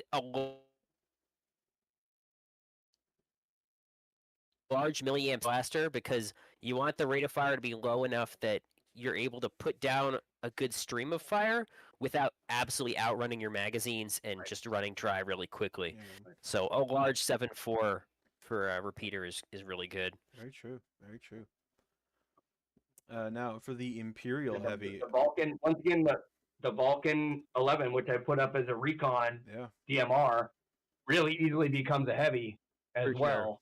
Um, I think and, that and can look E22 great kit, for an unaffiliated. It looks a lot like Gengar's rifle. yeah, So, I think the Yeah, I E22 kit mean, can work great for a heavy, especially an Imperial heavy. yeah, the E22, I think if you throw the fixed M16 stock on there, definitely has like the TL50 vibes, Mm-hmm. which is a very Imperial coated blaster. But not even just like an off the rack M2 or MG42 is an absolutely oh, fantastic Imperial heavy weapon. Without a Like doubt. you don't need to do anything to that thing for it to look perfectly Star Wars, and I got like a lot of people have those for other reenacting things anyway, and it's just a really good, very Imperial looking blaster. I wish somebody would come out with a MG34 for the DLT-19 proper, but until we get that, that's definitely a good one. And yeah, the ZB26 is another cool heavy repeater option, maybe more rebel coded since that's what they used for Cara Dune's heavy repeater. But the yeah. ZB26 is very cool. Also, honestly, a lot of the World War II machine guns are very heavy blaster. Now let's Okay, talk hold on. about the And then suppose Z6 you rotary want to cannon. dip back into clone surplus. You get one of those rotary cannon Yeah. Yeah, those are airsoft those are cool too. So that Z6 rotary cannon, I think a lot of people will be inspired by that to use a any kind of minigun. But you got to know the Z6 is a big thing. Like it is a cannon. Absolutely. Um, Yep. Yeah. I think it's huge. But I just wonder like how you making this? What's the base for the Z6 here? Because this thing's huge. Um, Yeah. so great option as well if you can Yeah, get a hold of something like that. absolutely. So, and then we have medic, which now medics don't fall into any specific, blaster role. They can use any kind of blaster, rifle, pistol, scattergun. Me personally, I want Yeah, I my think medic having a good gun too until he needs to not be shooting. So, yeah. Yeah, I think for a medic I would tend towards a short or like a more compact assault blaster. mhm, Just simply because you're going to be having to maneuver around wounded players, and also you've got your back to sprayer and things like that. yeah, Obviously, you need to have both hands on the player to revive them, so you can't be like shooting with one hand and reviving with the other. That's not per the rules. But a more compact, like again, think like if the infantry has the M16, the medic would have the M4 kind of thing. Again, it's like you want something that's more portable since you have more to do than just being the assaulter. The short A300 Commando I think is a really good medic That'd be good too. option. oh yeah, yeah. Yeah. Um, Did we go over the but actual airsoft guns for the heavy blasters? Did we recommend actual guns and not just kits? yeah, I mean M60, Yeah, M249, right. And MG42. the right kind of battery. Uh, Gotcha. Yeah, yeah, right kind of battery Fill up support. your And M4, right? yeah. as far as drum magazines go, they're always kind of like you just got to go off reviews and experience because Yeah. drum mags can be a very fickle thing. Have had decent luck with the non-battery Tokyo Marui M4 drum Mm. compared to some of the battery ones. Just like it again. The drum sometimes the drum is like not even worth it, and you're better off sticking with mid caps and just like having a whole bunch of them because the drums can just be fickle sometimes. Hmm. Yep. So So I that. got it. I thought about rolling medic when I first came into GCW. I went with Mhm. assault instead, primarily because I really wanted to run that E22 all the time. But I was thinking about it, if I was going to come in medic, I would probably just go sidearm, right? sure. Some sort of AMP variant, whatever the right one is. Yeah, the CFE. So I had some way to defend myself, but Yeah, the A280 CFE. If you can throw one of those together, it's HP8 like Cal has. That would be a oh yeah, fantastic medic blaster For sure. because Yeah. there's lightweight, portable. Slap the mid cap in there. That would be a really good medic blaster Oh for yeah. sure. really good. The DH17 AAP, Mm. Yep. another solid option. Any of the AAP kits can be totally pressed into use as a primary if you throw one of those shot shells in there. Yeah. Because then you could just have a pouch of shot shells. Your reloads are super quick. Your magazine capacity is much better than a standard 24 round mag. You just have 6 extra rounds, and they wait. Go back and look for it because they're a couple bucks. And the HPA gives you that consistent performance from the first round to the last round. And I've also something I've experienced with gas pistols countless times is the magazine leaking the gas out. You just don't know, like that the magazine's empty. Hmm. And with You're on solo mode. HPA, yeah, with HPA you do not have that problem. If it's leaking, you're gonna know Yeah. right away. I think that leads Yeah, us that's into fair. operative really quick, really well, because, there are Yeah. the considerations that the operative can only use a pistol, and we have some definitions for that, that it would reasonably be able to be holstered, used with one hand. Uh, the mag capacity we said was 50 is the 50. cap. So, And that's to leave it open for stuff like MP7s with the flush fit mag, mhm, Scorpions with the short mag, things like that. Most of your pistols are not going to be reaching that cap, but Right. I have like someone could build a plausibly pretty cool blaster off a Scorpion or MP7, and I wanted to make sure we left the door open for that. right. Now, as for the actual gun itself, I think the answer is obvious. Get an AAP to start, if you're playing operative. For sure. As for the actual kit, And the AAP is something that you can grow with as a player. You can Right. start with a stock AAP, and you could eventually throw upgrades in it. You can HPA it, and you can just like the AAP will grow with you right? as you like get further into your airsoft career. Um, If you're really playing yeah, an operative for the stealth capabilities and the hacking and all that kind of stuff, like a hater or a hater variant Yeah, honestly, it would be fine sure. too, right? If you're not planning to be in a primary shooter, right? You just want some defensive capability. go for the It's not cool a bad one to factor. go with, Go for the right? cool factor. Yeah, Pretty cool fact. the operative is definitely probably the most RP focused of the classes, and Yep. so you need to have a weapon that you can stow and you know Here we go. do other things. I got a great visual for, if There's you so want many to different play. kits for the AAP, right? We got the Mhm. ones that Ben's got DG Blasterworks, we've got mine, and then I posted a link to a collection I keep on Cult, which is every file I can find available that looks cool. And there's a whole bunch of other ones that just people have made random one-off kits that are very good for sporty stuff. So you could really tailor your pistol to Yeah. yourself with I've got to say for an operative, right, which is your scoundrelly Hmm. kind of class, like that's a thing where you kind of want to be, from a role playing perspective, distinct. You're probably not using your standard military firearm, right? If you're playing a scoundrel or bounty hunter or something like that as an operative. Yeah.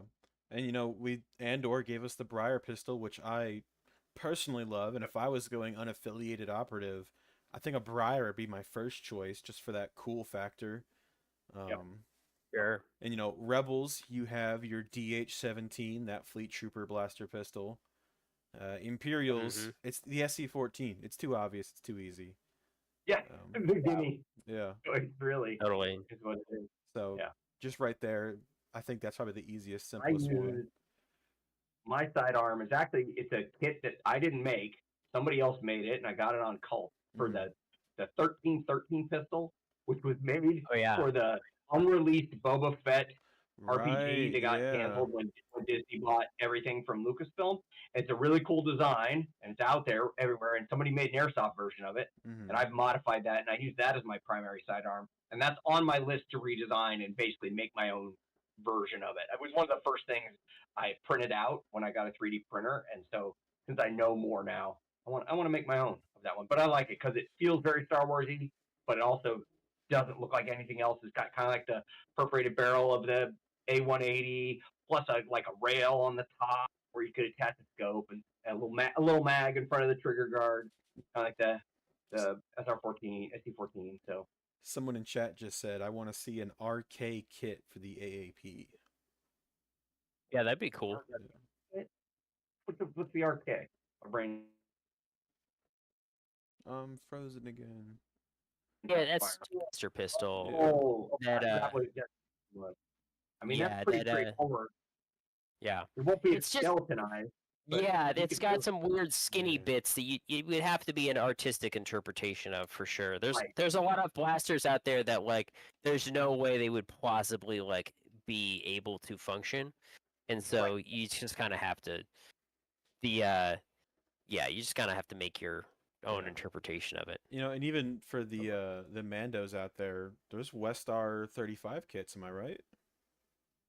Yep. Oh yeah, Hopeful. absolutely. Yeah. There's Westar 35 kits for the AAP, for the high kappa, and maybe for one other pistol that various people have released that you can find. I think they're all in that Cults collection I linked. Yeah. So, Yeah, that the High Kappa Galaxy is definitely like when the Mandalorian came out, and we saw Bo-Katan with those, I was like, there's gonna be an airsoft version of that. And so as soon as WE announced the Galaxy High Kappa, I bought one with the intention of, okay, this is going to be a Westar 35 eventually. And I kind of started working on one, and then somebody came out with a kit, and I was like, that's it, perfect, let's do that. And so I actually like worked with that guy to be able to get that on my site. So Really? That's aw. awesome. Well, I want to give a quick word to the YouTube and Discord chats that we are about at 9:30, or should say 8:30. My apologies. So if there's any questions from the chats that you guys want to ask our very intelligent and well-informed guest, or if there's any Discord supporters or Patreon supporters on Discord that might want to contribute some of the conversation, give some closing remarks, please feel free to raise your hand on Discord, and if we have the time, we'll call on you. Otherwise, if you have any questions, please feel free to ask. Other than that, we are going to start And slowly wrapping up. I'm in no yeah, rush. and I'm always available on Discord if you got any questions about any of the kits, about Mhm. anything relating to GCW. Just hit me up in a DM, and I'm happy to chat anytime. Right on. Yeah, same. Especially since my kits are free files that people print on their own. If you're having issues, I've included a good detailed instructions in all my kits, but it maybe doesn't fit your particular M4 model or something like that. Like, I'd love to know that stuff because possibly I could just make a modification to the master file and then it just works for everybody. So, Hmm. hit me up anytime. Right on. I did see a question in the chat way earlier, Ben, about someone asking if you'd ever thought about making metal parts or metal kit parts.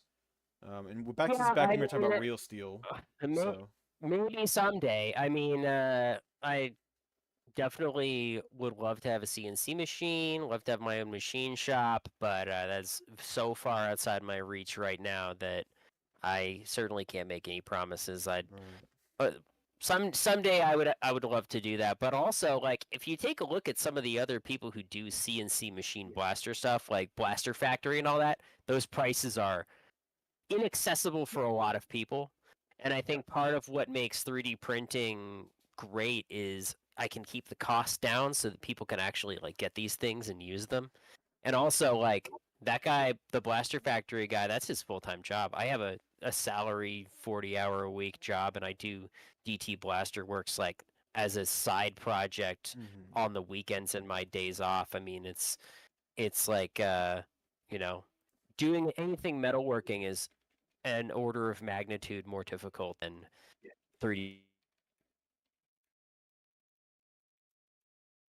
print resources and time. I'd love to do everything in CNC, but like I don't know if I'm gonna get there. Yeah. It feels like something that you do the design on and then maybe do an outsource, right? Find some outsource house that Yeah, just but then once you design. start outsourcing things, it gets more expensive too, and then you're waiting on But someone you got else to go to to make the scale, parts.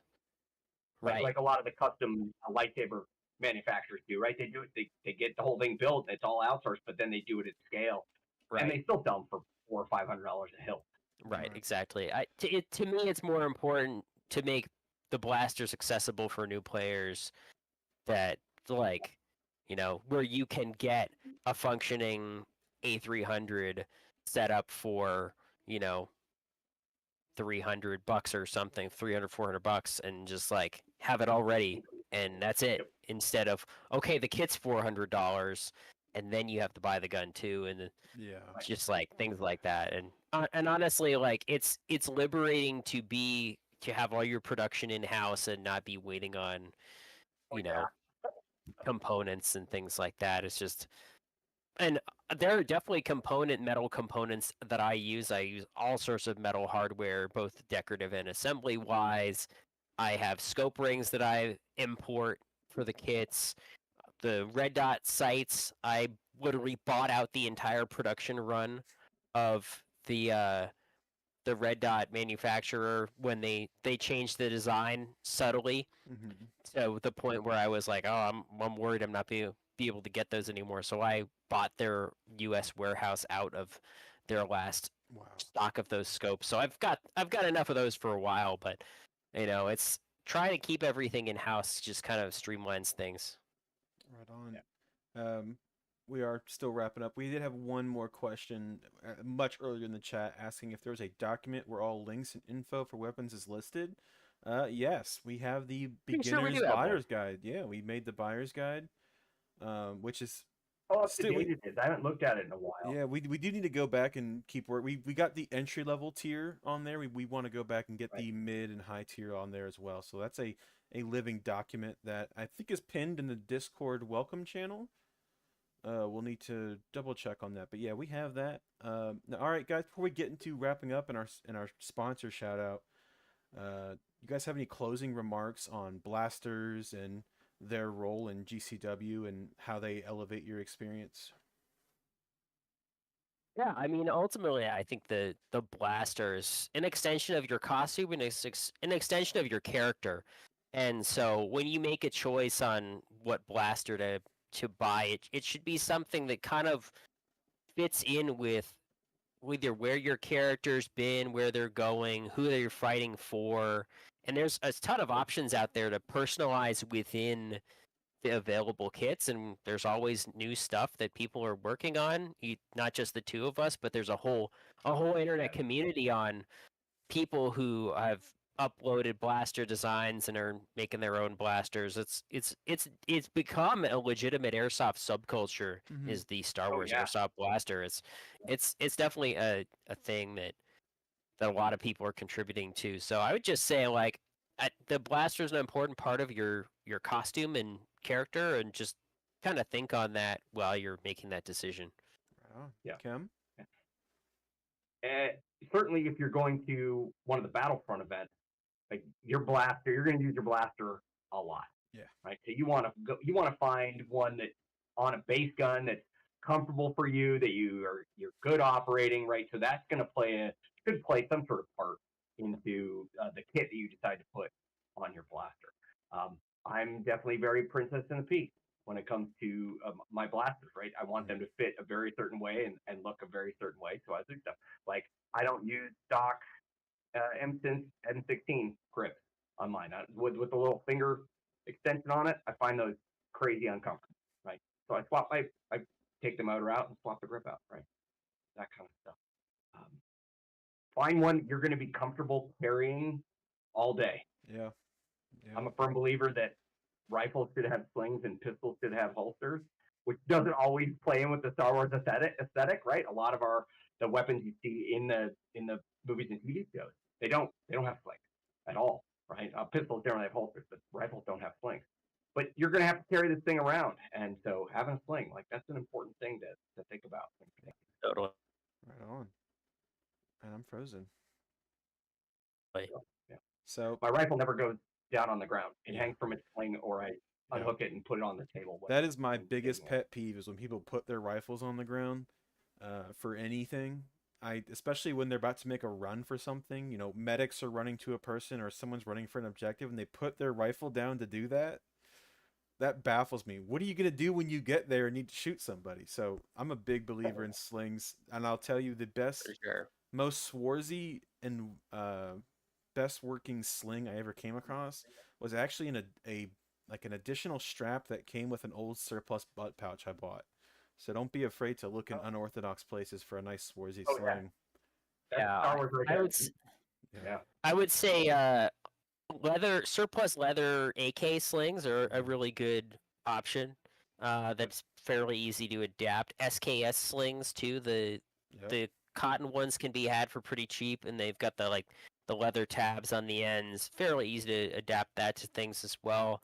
Yeah, like you said, like GP straps, any kind of like military surplus strap Yeah. can Yeah. be adapted to a sling. Yeah, it's fairly easy to do that, and I have provisions for sling mounting on almost all of my You do. kits You as well definitely for do. rifles. So All right, guys. I think we are going to wrap it up there. Thank you both so much for joining me and being on the podcast. We got a good 2.5 hours of conversation just talking about blasters and blaster kits. I'm sure someday I will have a reason to have both of you on. Ben, I know you'll be back on here shortly. Not this next week, but upcoming soon. We're going to have our founders podcast going over the beginnings of GCW.